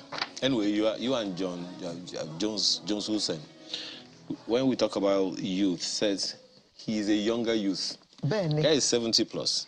He's a Yes. young youth. When did Shina Peter sing that song where Asikoawa youth? That was about 30 years ago. Well, he's still a youth. Oh, I see. Junior Achievement Nigeria is a member of Junior Achievement Worldwide, and it delivers practical, experiential, hands-on programs through its 4 core pillars of financial literacy, work readiness, entrepreneurship, and digital literacy. And it does this to young people between the ages of 5 and 27. Wow. See? 5? Well, Okay, we'll get to it. JAN, or JAN, as it is popularly known, started operations in Nigeria in 1999. And since then, it has reached over 1 million students in all 36 states of the Federation, plus the federal capital through over 5,000 volunteers. Okay. One of its main programs is the Leadcamp for Girls, which is what our focus is going to be on this morning. And it's my pleasure to welcome 2 ladies, the lead citizenship and sustainability person at Union Bank, Amolade Banjoko. Good morning. Good morning.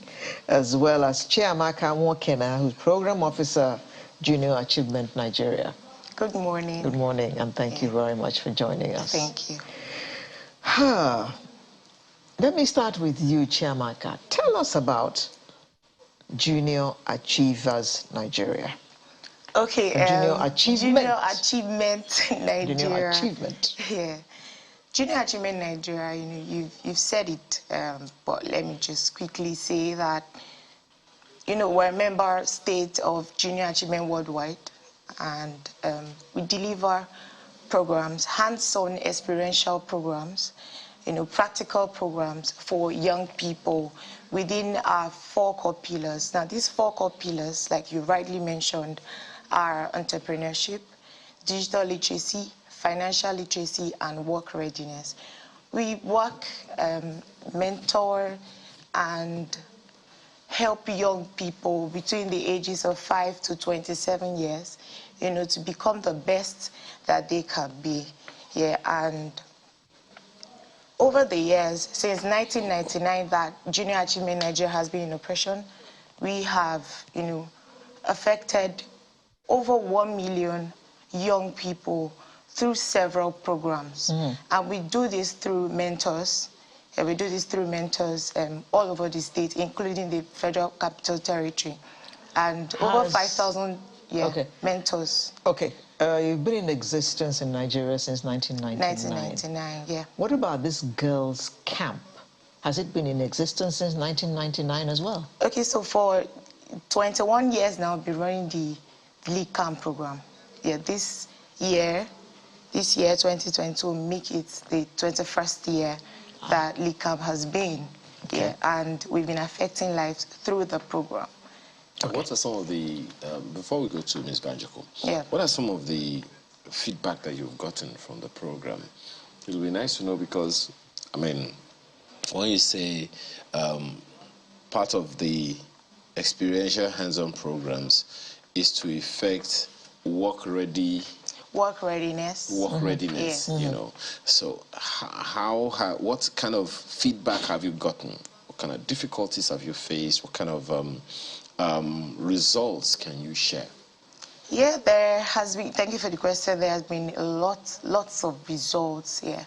Lots of testimonies, yeah, I would say, from young people, the young girls who have, gone through this program. Let me say again that the program is actually for girls, young girls, yeah, in secondary schools, especially in SS2. And, the young girls who have gone through this program over the years have gotten back to us with testimonies and are leaders in wherever they are now, To mention a few, really, there are founders, there are women who are leading in their organizations, who, are leading society now, that have gone through the Leadcamp program. And to mention a few, say the founder of Ashobit Bella actually went through the Leadcamp program. Nkechi Eze, she went through the Leadcamp program. The youth advisor for IREX, Odo Olayinka Oshunloye, Leadcamp program.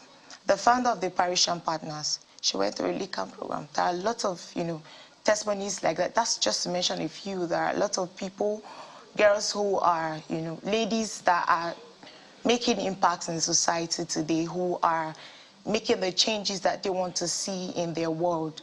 That have actually gone through the Leadcamp program because it's a holistic program, that make impacts in these young girls and making sure that, they are high-achieving leaders, Omolade?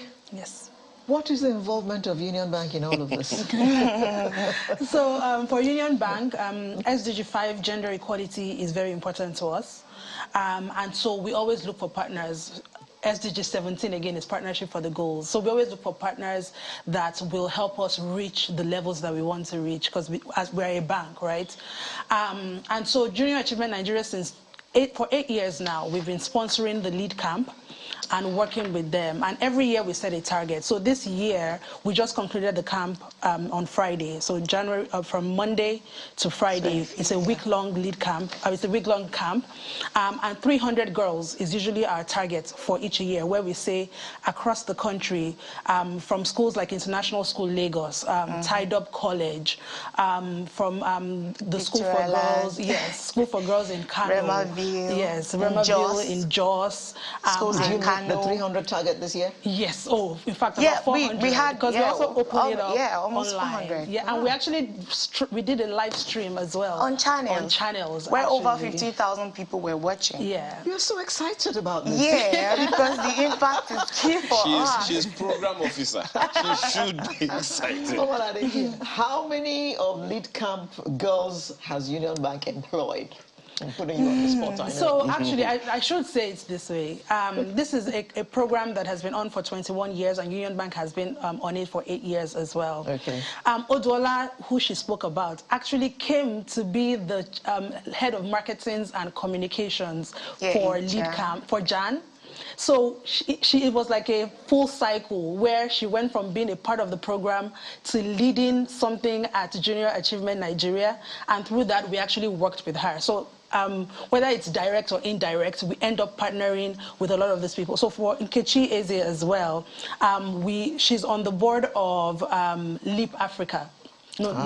So you know, just there's ways where you end up meeting people and you realize that it's a cycle where you empower a girl here today, and then in the future, you work with them either as direct participants in building other people or in building other companies as well. You meet them when they have achieved. Yes, achieving never ends, right? It's just this endless cycle. Let me ask you, Ms. Banjoko, I'm going to stay on that work readiness for two reasons. One, I asked her. Two, she said, well, how many have you employed? Yeah.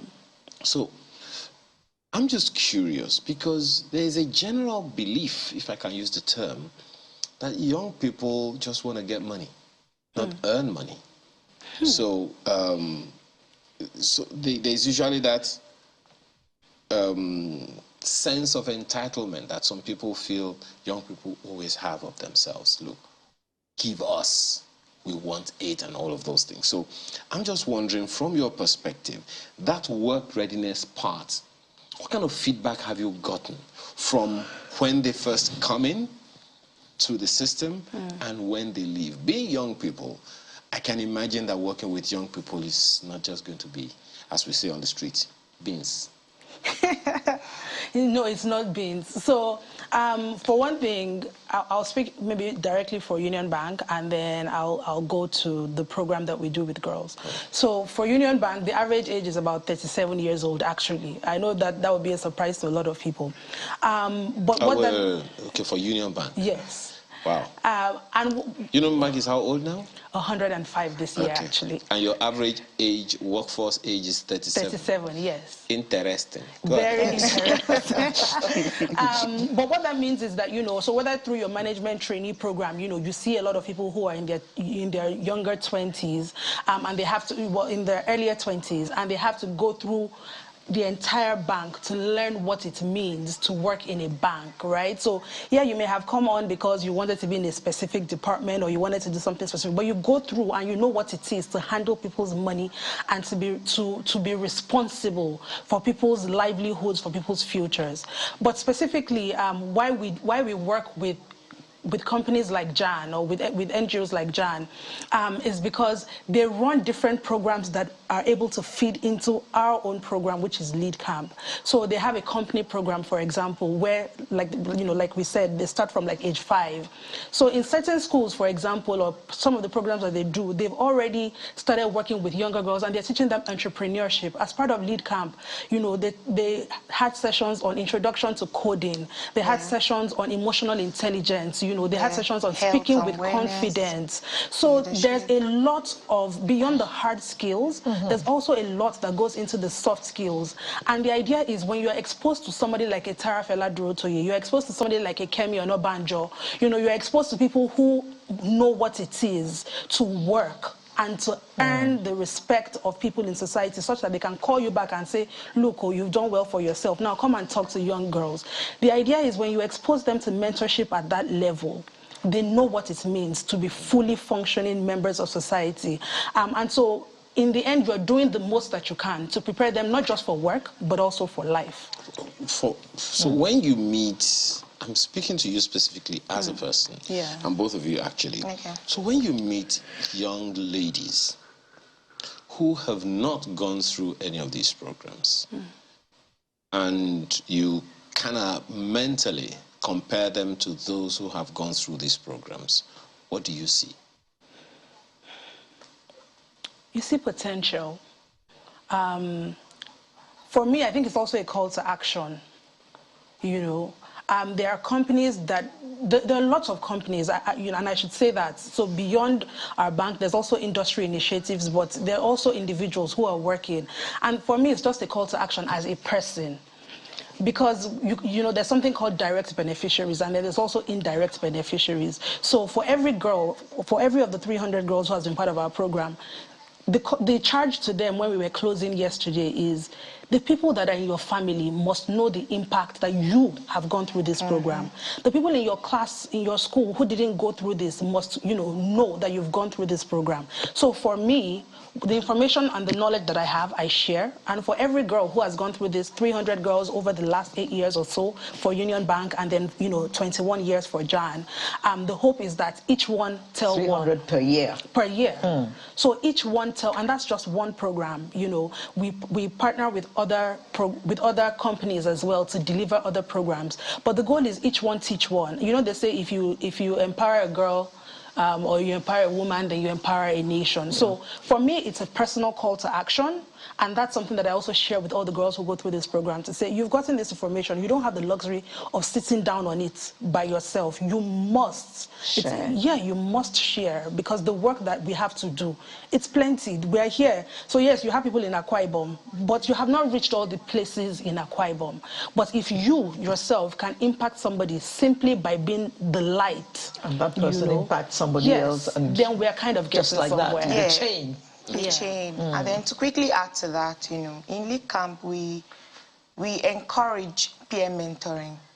Yeah, so, you say it, you said it, that girls are passing through the program, but then there are also girls that, we've not gotten to know directly.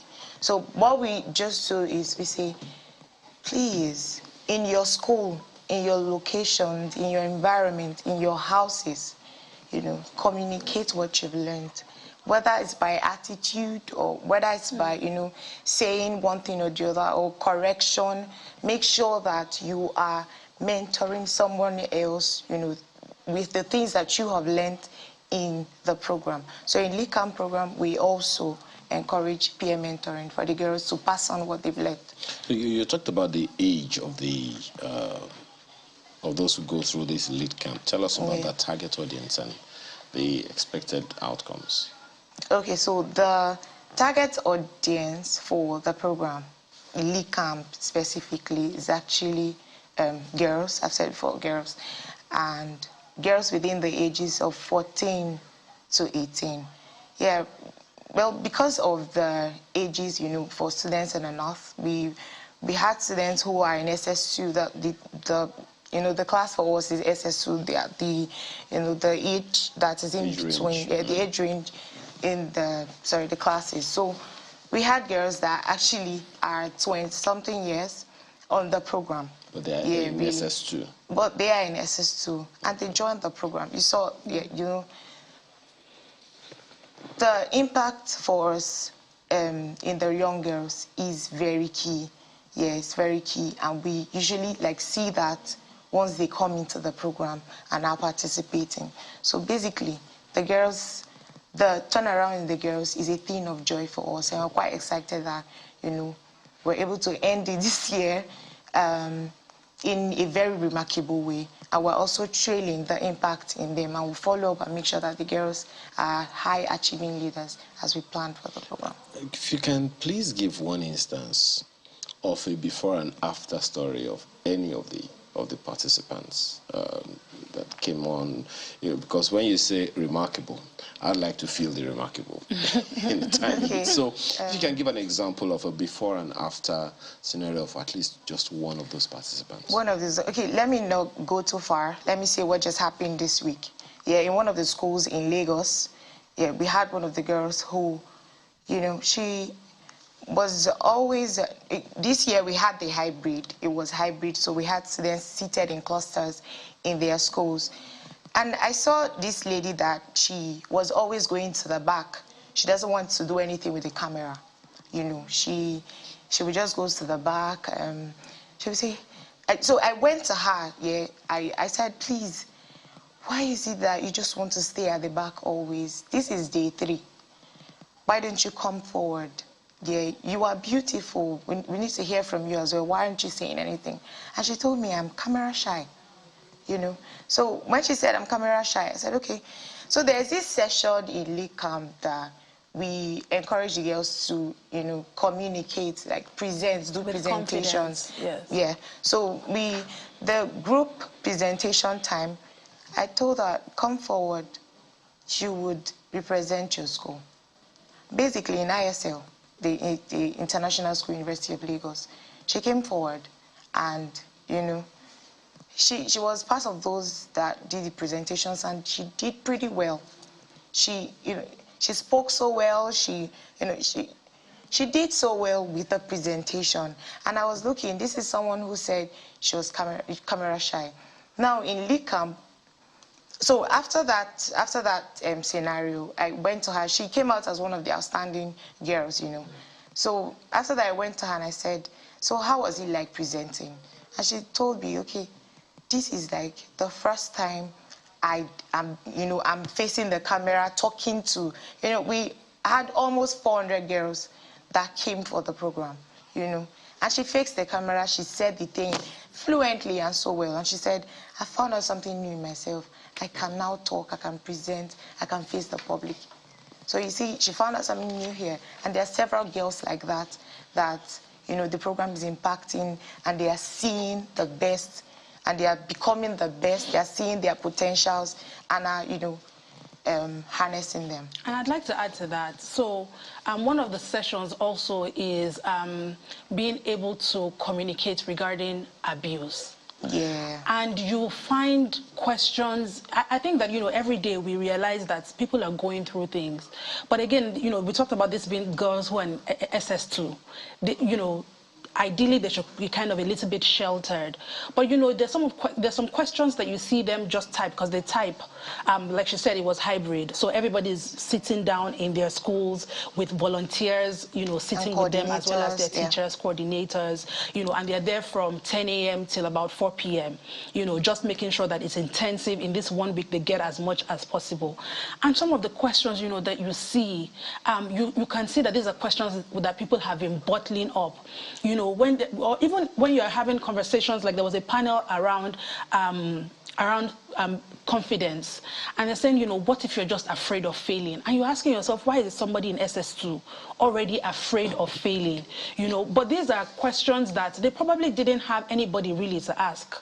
And, you know, you see them at the end of the week, they're dancing without, you know, with abandon, because it feels like an unburdening has happened and an empowerment, you know, has happened during that week. And for us at Union Bank, you know, it's important to continue to convene and to make sure that, you know, girls have either, you know, they have a platform either to set themselves free of whatever it is that could be stopping you from being your best self from a young age, and, you know, getting the skill sets that you need to be the best you, because Nigeria definitely needs more strong and powerful young women. And men too, but we're focusing on women. At least I know I'm outnumbered here. But let's talk about the girl child. The girl child in Nigeria seems to have the wrong end of the stick. Well, seems to have been given the short end, not the wrong, the short end of the stick. Why is it so important to promote gender equality and especially concentrate on educating the girl child? You know, it is... Okay, girls are at the girls and women are at the they form the significant part of the society. You know, globally, 50% of the global population are actually women. Yeah, and women are actually going through a lot. We're told about 65. Okay. So we're more than the men. That's why they said 7 women to 1 man eventually. 7. You know, 7. Ayo, how many wives do you have now? As you were saying. 6 more waiting to be married to you. As you were saying. Okay. Okay. So what does that tell us? We need to empower our women. We really need to, our girls and women, we need to, you know, we need to put a lot more in them if we need to see any kind of significant change in the society. You know, women are at the core of it all in the society. Actually, if you go to organizations, if you go to, you know, you go to places, you just see women everywhere.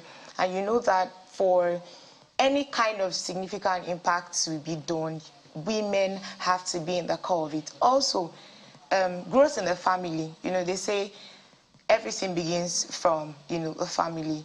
If you want to see, you want to see growth, you want to see development, you need to really empower the family. Empowering the family actually starts from the women. Yeah, I not because I'm a woman, but I see the woman as the core pillar of the house, really, because they are there to mentor the children, there to help the man. You know, women are the core of it all. And do you have any objection? No, Did actually, you? I don't. I was wondering. You need to drink on that. Yes, I needed to drink on that. Okay, all right. So this is the reason why we need to make sure that we invest into women, and that's why we make sure that in Leadcamp, you know, the girls are taught about everything that they need, you know, to become, you know, to have the right attitude to life, you know, to have everything that they need, you know, to make life, you know, as valuable as it should be. You know. Please tell him very clearly. He goes out to look for the money. Okay. Sometimes the women also go out these days because life is so tough. But at the same time, the women still have to incorporate looking after the children into their daily programs, whether he believes it or not. I actually have a problem, you know, with role assignments. Gender roles. Yes, I have a problem, personally, I have a problem with that. Because you guys are supposed to be partners. Right? Yeah, but the man is out most of the time. Madam. Looking for daily bread. You know, Union Bank is more than 100 years old. Yes, maybe what you're saying is 100 years ago. But today, you better behave. But let me ask you something. Let me ask you, you talked about etiquette as part of the whole thing the other time. Yeah. And there are those who say attitude is everything. So no matter how financially literate you are, no matter how work-ready you are, no matter how entrepreneurial you are, and no matter how digitally literate you are, at the end of the day, attitude is everything. But if you look on the social media and you see the attitude, you're smiling. I'm smiling. You know exactly where I'm going. I'm not sure, sir. Dodger. So, I mean, I know it's a touchy one, but how, is it something that can also reflect at the first touch that anyone sees of anyone who comes out of this program? That, okay, we're touching base with you for the very first time, and we can see it in your attitude that you have gone through this program. So, I mean, one can try. I think our intention and our objective is definitely to try. I spoke about emotional intelligence and, you know, communicating with confidence. And part of those sessions, we make it clear that confidence is not arrogance, you know.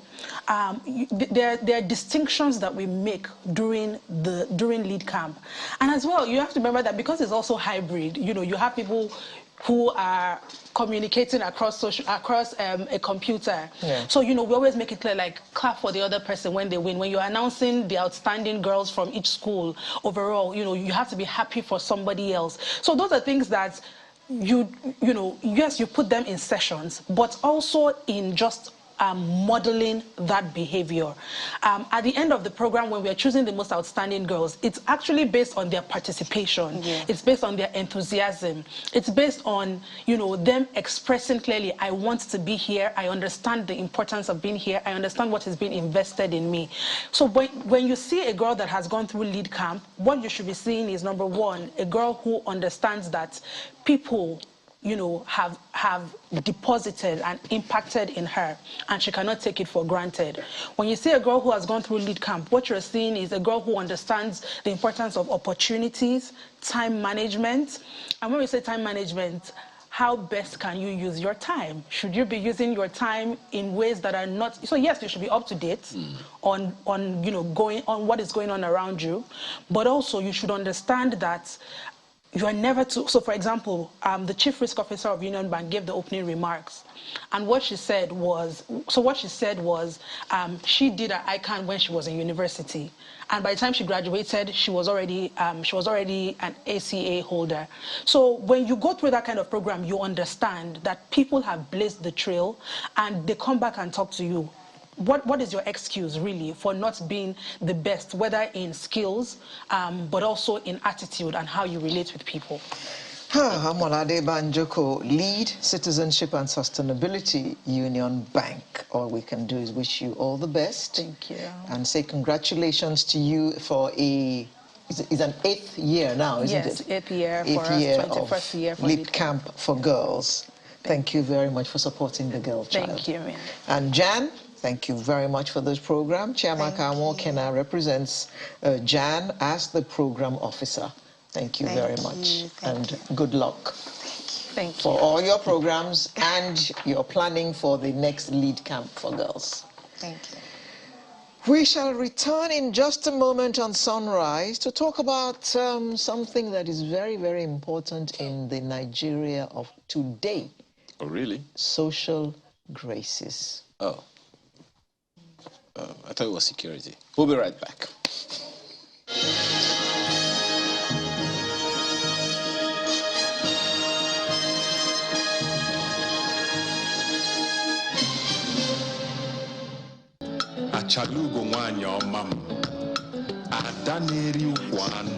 Let me begin by, first of all, reporting my director to you.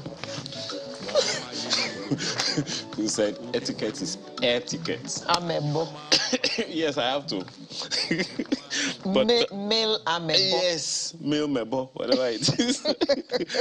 But, you know, to this conversation about lifestyle, of course, lifestyle is it's a very wide conversation, but today I want to talk about social graces. Well, perhaps you've noticed a gradual lessening of common courtesy in the world. Who enjoys telling a friend, a neighbor, reduce the volume of your sound system? Who does? Or tell your kids to be quiet, please. In a quiet way. in a nice way. Who enjoys telling a friend or breaking it down to a friend that you won't be able to make it to their wedding? But life happens, right? So you have to tell them. Or how do you tell them in a way that they don't feel offended? Yeah. So simply put, social graces, we understand, we'll get more information about that, are supposed to be certain skills that help you to navigate politely in the world. You advise that we should focus on an angle of this social graces thing, the communication part of it. Well, to do that with us this morning, we have Uche Mafidon, who is an etiquette consultant and life skill coach. Thanks for joining us this morning. Thank you. Well, thank you for having me. When we opened the program, we called it Lifestyle Social Graces. The first question a number of people, some people are probably saying social graces as a thing for the first time. What is that? Exactly. So, you want to, first of all, let's begin from there. All right. Thank you so much for having me today on the show, and I am so excited to be here. Thank you. So, social graces basically is, you know, the courtesy, right, that and the way that we relate to people in social settings and situations of any sort whatsoever. So it's just you being gracious enough towards another. That's why it's called social graces. It's just, you know, grammar, yes. Sort of. How do you tell a man who is chasing you at a cocktail party that he's got halitosis? How do you tell him in a nice way? Is there a nice way of saying that? Okay, so well, if he doesn't know the meaning of the word halitosis, then that will be fine. He may not take offense, and that's true. Okay, so, you know, like I said, it's just you being considerate of other people's feelings, right? So it's not just about you being concerned about how you feel. You know, so it's, if you understand that people would, you would appreciate it when people, you know, kind of like take your feeling into consideration, then you should take that initiative and deal with people that way. Yeah, somebody may have halitosis, like you rightly said, but you do know that going directly and telling the person that they do have halitosis is something that would definitely tell on their esteem. So you do not want to do that. So you don't want to tell them at all. Exactly, you just move away. Exactly. So if you know that you're not going to, you know, be comfortable having, you know, a long conversation with the person, you just gracefully move away and, you know, get on with someone else. Well, he persists on chasing you, and you're not interested, and you have moved nicely, you know, away, and he follows you. Okay. You two chase. Leave me alone, you're not this man. No, I mean, you just gracefully tell him that you need to go and attend to other people. You know, that, oh, I mean, you just need to go and talk to someone, of course. If he's a gentleman, which I presume he should be, he would, you know, let you go. Well, sorry I started from that end. That was the deep end, really. You know, but even at that, let's go to the word, you know, social graces. The first thing, and it's about relating with people in the public. Exactly. The first place that takes me is the social media. Yes. Social. Ooh. Social media, social graces. Yeah. Is there such a thing? Social media, social graces on social media? Okay. So yes, there's something as social media on social graces. Okay, that's your term, right? So, but what is called is netiquette. Etiquette for, you know, the internet. You know, how to behave in the social media space. Oh. Yeah, yes. So that's a thing. Oh, it's a thing, absolutely. Okay. What necessitated that in the first place? All right, of course, the whole idea of, you know, making sure that people are well respected, people are, you know, put into consideration for whatever reason, whatever it is you're doing with them. Of course, this also translates to the social media space, because the people you're conversing or communicating with are real human beings. Some people tend to quickly forget that, you know, because, you know, you're behind your device and you're doing whatever it is you're doing. You forget that the person behind the, you know, at the other end of the device is also a human being. So it's always very important that we understand some guidelines that help to, you know, navigate and help to guide how you behave and relate with people, even on the social media space. You need to take us through that. Okay. Because I think the social media has evolved another word now from an existing word. Violence. It's not violence. Violence. Violence. Oh yes, I'm telling you, it's a thing. I have learned a new word today. So, and it's essentially a way of just, I don't even know how to describe it. You know, that they just go all out, like vicious on whoever it is that, you know, they're having this conversation with on the social media. So, in terms of these etiquettes, what are these etiquettes that have been lost? What necessitated the loss? It will seem like some people have so much to say on the inside that they just let it out on social media. And etiquettes is right there in the recycle bin. Yeah, you know, so like I said earlier, you know, most times when people are not considerate of the fact that whoever it is that you're relating with on the social media space, it also has feelings like you do, you tend to quickly forget, you know, that there's a certain way that you should relate and interact with people on that space. And because of course, one thing I know for a fact, you know, is the fact that the same way you will interact with someone behind a device is not the exact same way that you will interact with the person on a one-on-one conversation. Yes, because of course, I mean, the respect, the consciousness of the fact that, oh, this person is older, this person is more respected is there. So that's the same consciousness that we are saying that you should carry even when you converse behind your devices. But Uche, wouldn't you say that it's easier because even people who are shy can communicate on their devices? Yes. And because they're not facing the other person, they feel freer to write or say whatever it is that's actually in their minds, which they cannot say when they see the person, because they're naturally shy people. Yes. So doesn't that give them license, so to speak, because the person is not present physically? Okay, so the thing is, I mean, nobody can be shut out from speaking. I mean, at every point in time, if you have something to say, go ahead, you know, and say it. But what we're saying is the manner with which you communicate your thought at every point in time should be something that you look at very intently before putting it out there. Like, take for instance, the truth is, whether you like it or yes, there's a particular way that somebody will communicate to you as an individual that you get put off. Not even seeing the person or having verbal conversations with the person, just by, you know, sending a chat or something in the tone, because of course, you know, messages carry tone as well. Yeah. So in the tone that you send the message out to someone, somebody just speaks, you know, or feel offended and begins to say, oh no, you shouldn't say this to me or send this to me and all that. So these are some of the things that we're saying you should take into cognizance, you know, the fact that when you send your message out, whether you're replying a chat, whether you're making a comment on any post that has been put out there, you should critically look at it and tell yourself, is this something that if someone sends me this kind of thing, because I mean, the best way to test that is, you know, you treating people the way you would love to be treated. So if someone sends that kind of message to you, how will you feel? On that, the question that I want to ask you is, how do you know how the other person is going to, receive it? We say this in communication, Alera, that it's one thing to encode a conversation to you, something to you. It's another thing for you to receive it in a particular way. For instance, someone sends you a 3-letter apology. I am sorry. How you interpret it depends on a myriad of things. Like, on what side of the bed you woke up this morning. So the person was saying it, for instance, the person could write and say, as penitently as he could feel it, I am sorry, full stop. And you receiving it, just say, can you imagine? Of everything I said, you just said, I am sorry.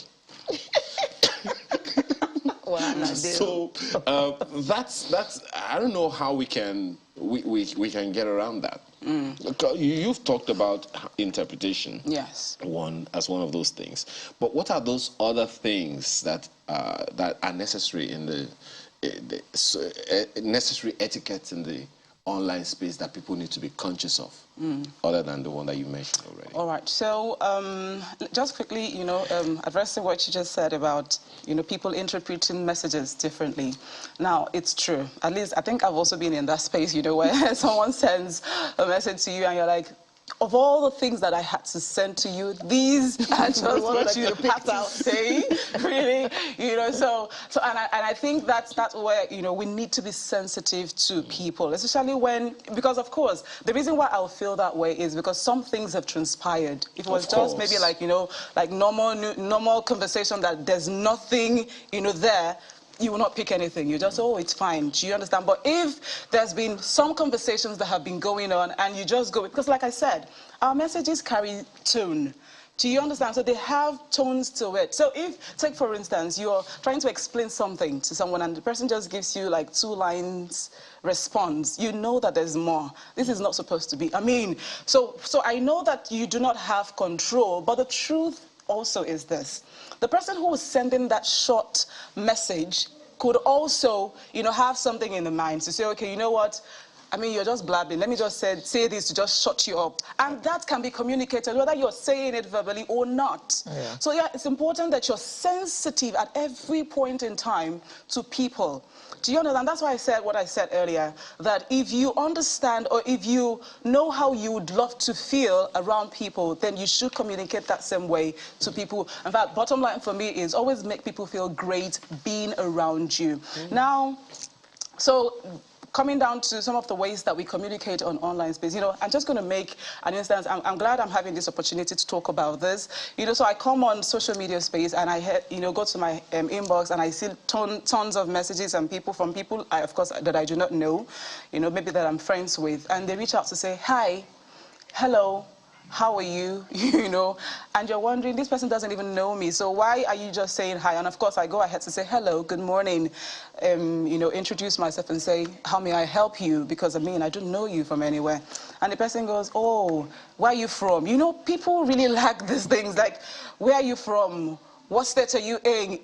like, why would you even be asking me such a question? Response, how is that your business? You know, why this are is you not asking? socially gracious.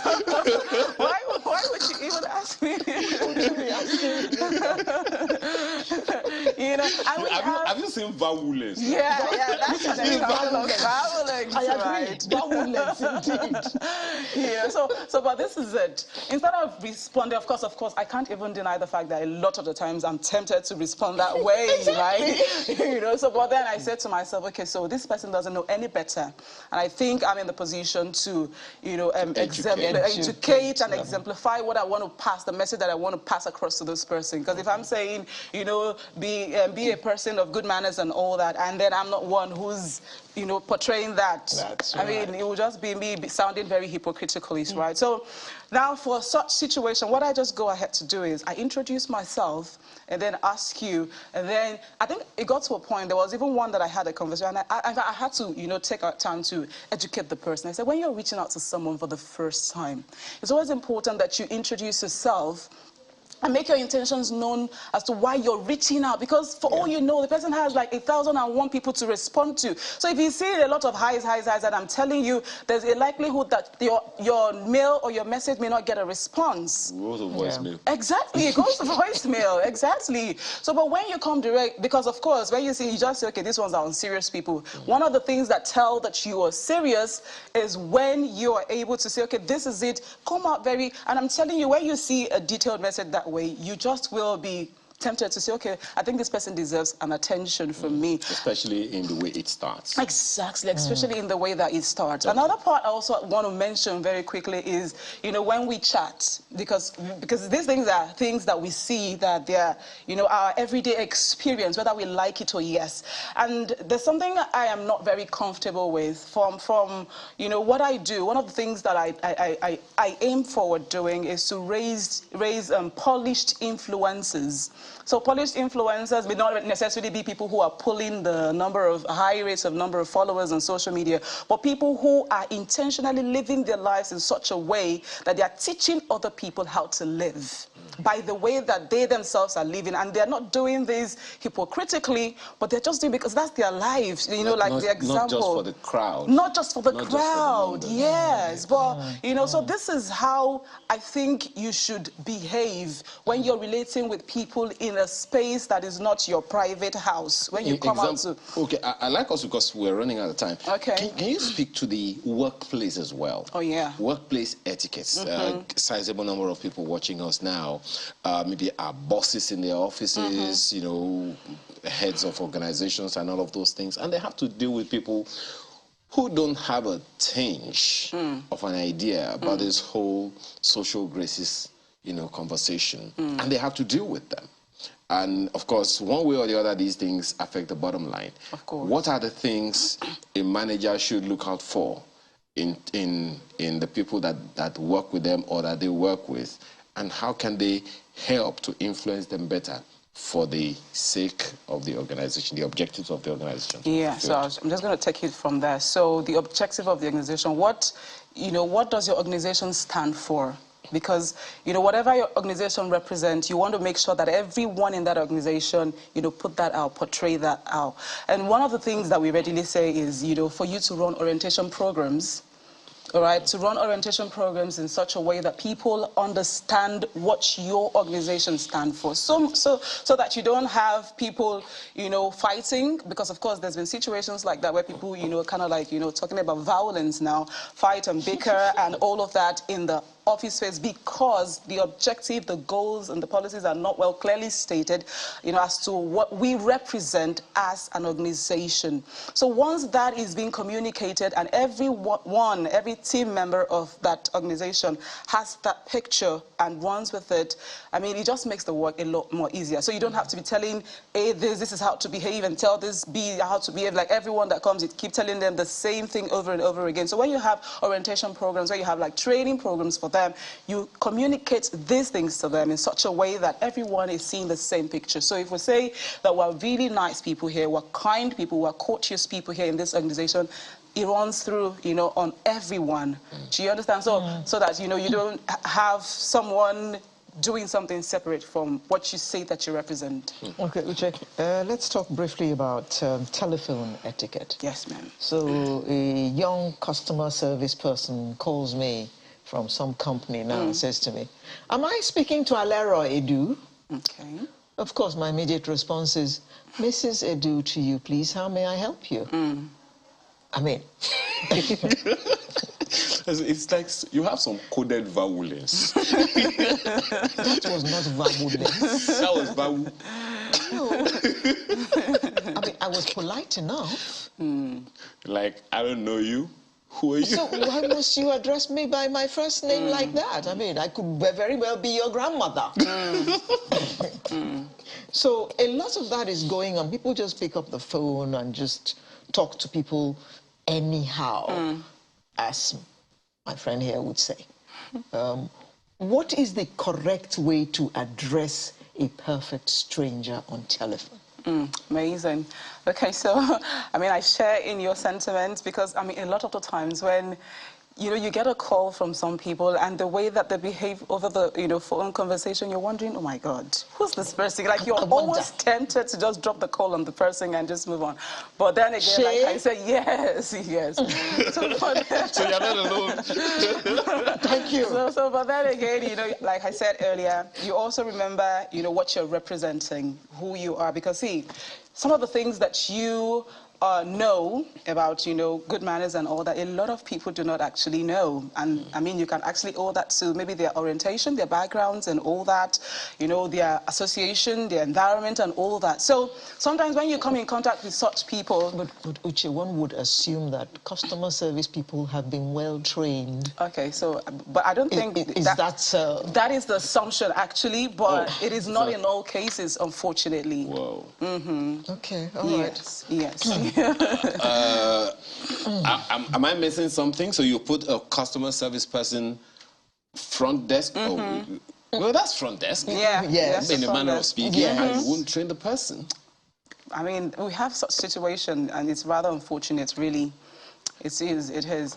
I mean, okay, let me give you an instance. I think one of the organizations that I worked at, and then, you know, someone called to complain very strongly about how that the person who attended to him didn't attend to him very well, you know, and then, you know, because I think the person on the other end had lost it. And then this customer service person, who's supposed to be calm, cool, and collected, also, gave it back, gave it right back to him, and that was really not nice, you know. So the truth is, when it comes to communicating over the telephone, it's still the same principle. It all still applies to the fact that you need to, especially for customer service who's representing an organization, just know that you are not the one that this person is having. You are not representing you. That's what I wanted to say. You're representing the organization. So, you know, whatever impression you send into the heart of whoever it is that is calling you is that impression is not just you. They may not even know or remember your name. That impression already is formed of the organization. Okay. Yes. Just one last one. We have 10 seconds. Oops. How big a deal is dressing, especially in the workplace, to social graces, etiquette, and the whole whatnot? Okay. So our dressings are very important. I mean, whether you accept it or not, your dressing tells whether I should have a communication. So dressing tells. Dressing it speaks first before your words even begin to speak. Dress as you wish to be addressed. To be addressed, exactly. So, I mean, you can see a madman. I'm sure you wouldn't want to have any sort of communication with a madman because of your perception of what he represents or how he's dressed. But do you think people are aware of that, are conscious of that all the time? Okay, so unfortunately, people are not. Okay, let's just close it right there. Well, this is the first of a series. We could go on and on. Yeah? You will definitely come back, hopefully, some other time. Uche Mafina, etiquette consultant. It's not etiquette, please.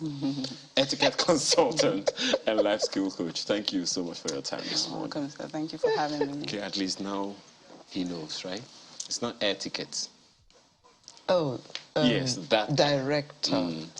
Director, did you hear that message from my partner? So I wasn't present. I'm not dear. Thank you. That's not socially gracious. What? Not be there? You were one there. You just said you were. I wasn't present. God, please. That's the beginning of the next segment after now. Stay with us.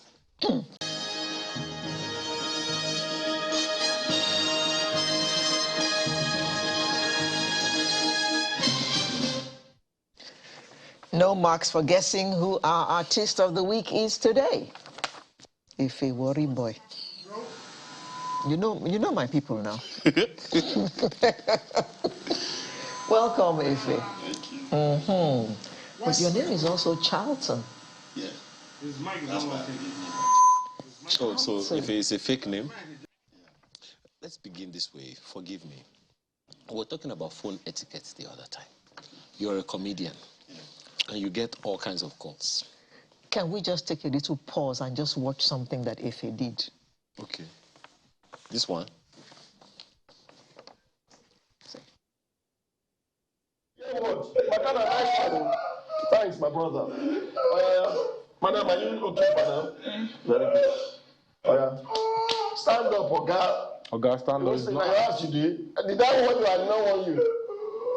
I want you, I don't want you. You go meet her today? Very good. Leave this place. Start to the go outside. Shameless gift. Come here. You know the Bible? What? And they go. They waste time, go back. She not get shame. Madam, hold the bed. Wait with you. You understand? Anything wait. Once you do grand, let me know. When they go. If you go cook for your children, don't worry, never touch you again. Yes, now. That's why we settle matter. She fool. You know, like I said, karate expert. Yes. So, Ife, what did that man do to her that she was beating him like that? So that was... To the applause of the other two gentlemen, including yourself. That was the response to domestic violence. Oh. Yeah. He had beaten her? Severally, you know. Oh. So I happened to be their neighbor. You know, and I've been warning the young man that this thing that you're doing, one day we'll give you a reply. So that they will just capture the man. But that is told her to beat him. Yeah, exactly. Ouch. That is violence. Because violence, thank you. Because I mean, it was domestic violence. You now use domestic violence to cure domestic violence.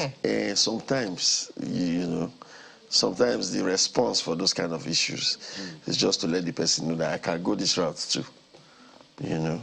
But don't overdo it. Don't do it as much as the person. So you are not doing it from a place of wickedness now. You are doing it from a place. Just some people only understand what they dish out. You know, when you give it back to them, they understand it. Exactly. Okay. So I asked the other time, you are a comedian. Yeah. You receive calls. We were talking about phone etiquette the other time. She's laughing already, even before you started. I want to know if you want to body flight.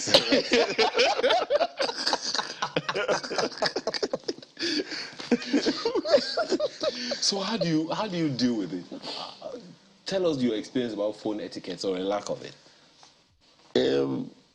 For me, right, because of the way I see things, I tend not to find it as this person not having the right, you know, etiquette and all that stuff.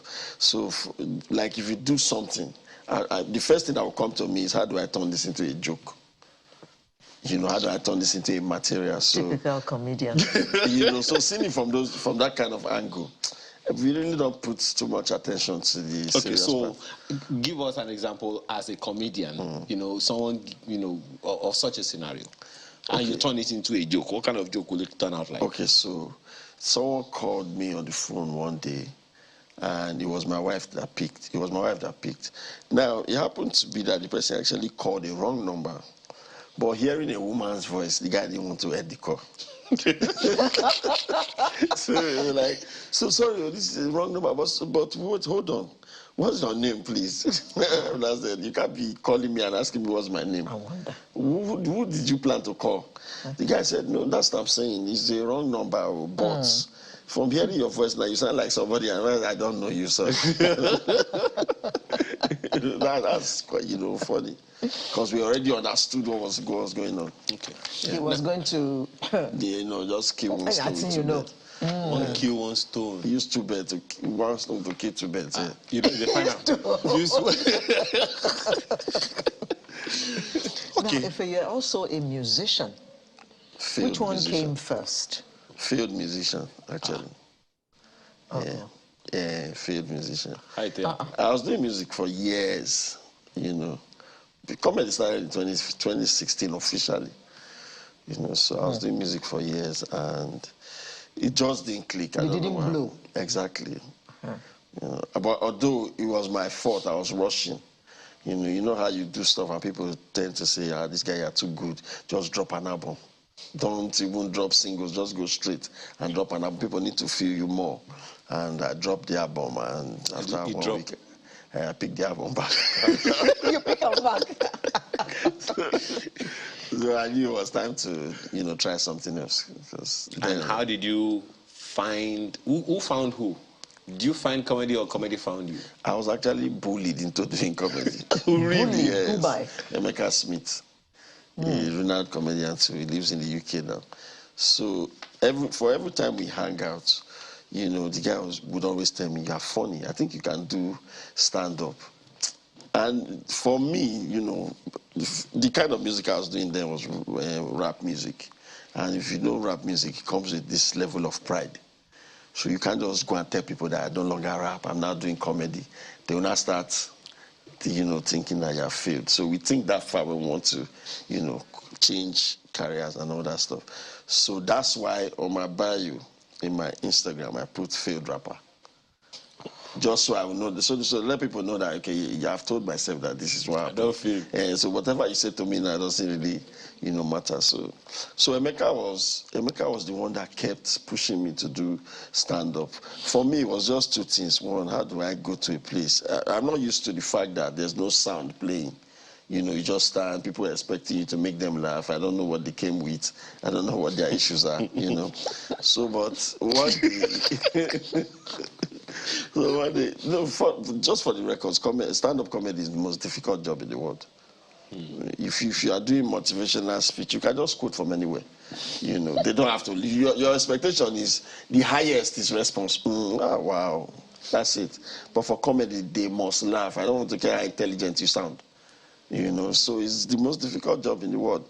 So imagine me living rap that has sound. You go to the studio, you master this stuff before you come on stage, and now just go in and be as spontaneous as you can get. You know, so I was bullied into it. He took me to an event and abandoned me there. I didn't even know he had left. But you didn't fall down? No, I didn't fall. Exactly. So, when push comes to shove.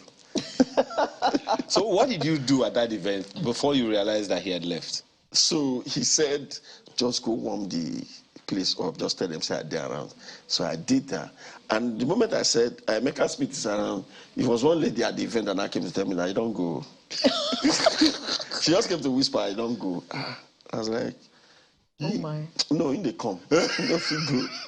Until the event proper started. So I was emceeing this event, 10 minutes, 15 minutes. I was hoping that he would soon come. So a miracle will happen. Yeah, after a while, I just realized that you might as well make good use of this opportunity. And so that was what happened. And how was it? What was your feedback afterwards? Funny enough, it was. So that was the first time that somebody actually sprayed me money for doing entertainment. Whoa. See? So it was that money that they sprayed me that made me know that you're funny. I just went in full swing. That was spontaneous. Yes. So, what about the acting bit? When did that one come along? I had always done the two acting here and there, you know, and... But you know, I'm just thinking about Will Smith. Yes. He raps. Yes. He's an actor. Yeah. He's a comedian. Yes. So... Well, he's not a full-time comedian. He does a little bit of comedy. You are a full-time. So exactly. you can switch it around any way you want. Yeah, I can. I'm actually going back to music now. Yeah, because we have to. That's where I was going. Yeah, we have to. Please don't call yourself a field rapper. Just call yourself it's for attention's sake. Occasional rapper. So when people still feel, so when they now hear this stuff, this guy is good. You know, it does the attention. Wow, trying to psych yourself, yeah? Okay. No, I'm good. Okay. Failed rapper is for attention. And then I have also seen over time that it would seem like one of the things that a good number of comedians do, first of all, is what you guys call self-depreciating or depreciation jokes. Yeah. Why is that? And because Tell us about that and why. It's easier for someone to laugh at you, right? It's not always funny when the joke is on you.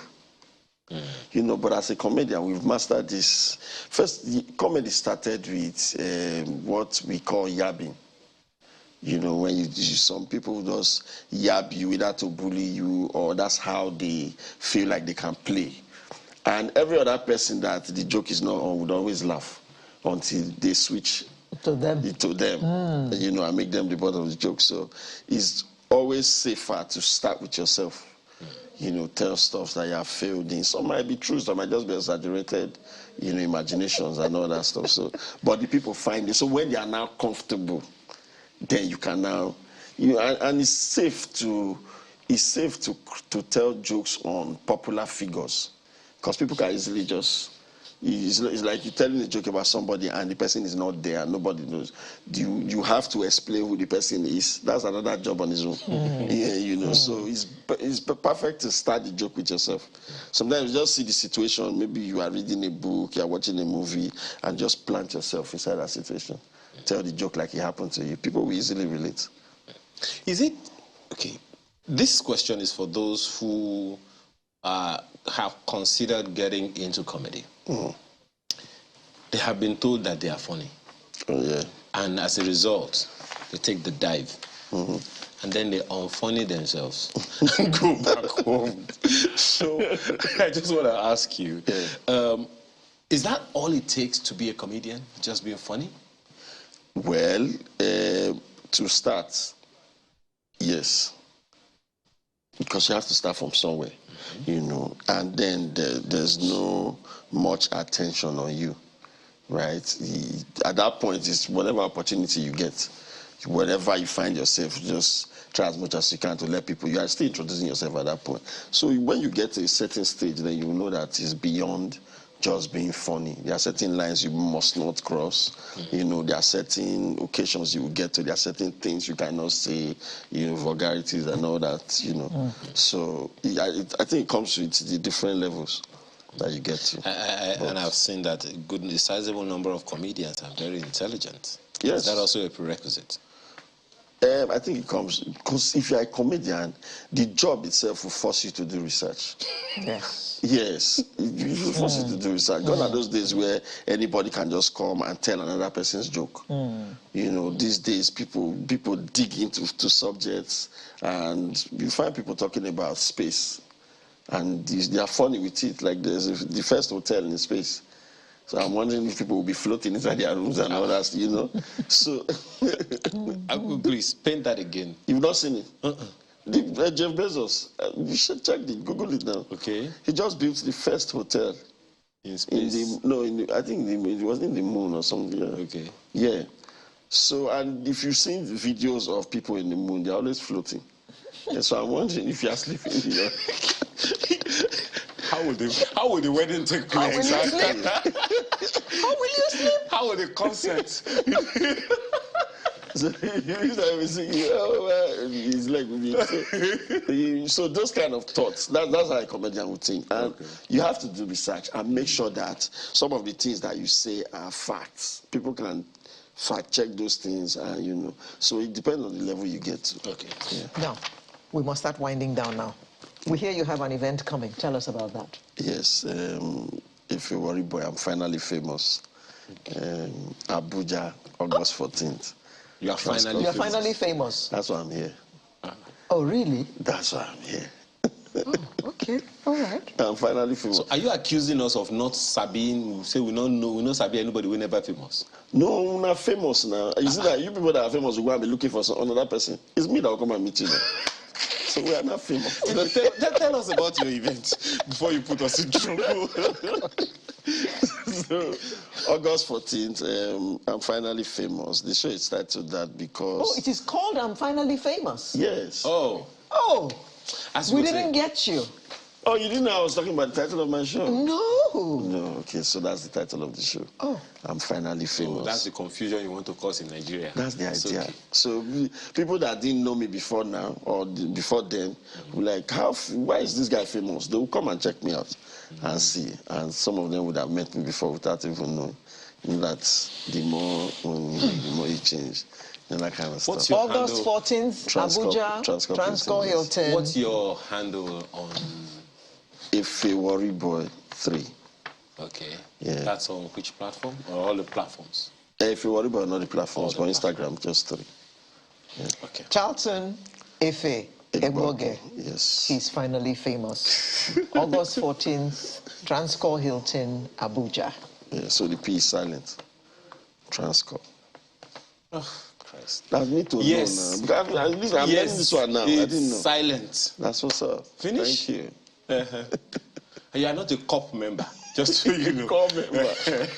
Wow, express the COP. Wow. Well, how are we to appreciate that we actually had a comedian with us this morning? Thank you very much for coming, Efe. Thank you very much. And we wish you good luck at your show in Abuja. Thank you. So, yeah, I guess that we can safely say that that is it for the day, right? the aeroplane has landed for today. Okay. So we can be going home. Okay. So our air ticket, sorry. Okay. Have a wonderful rest of your weekend.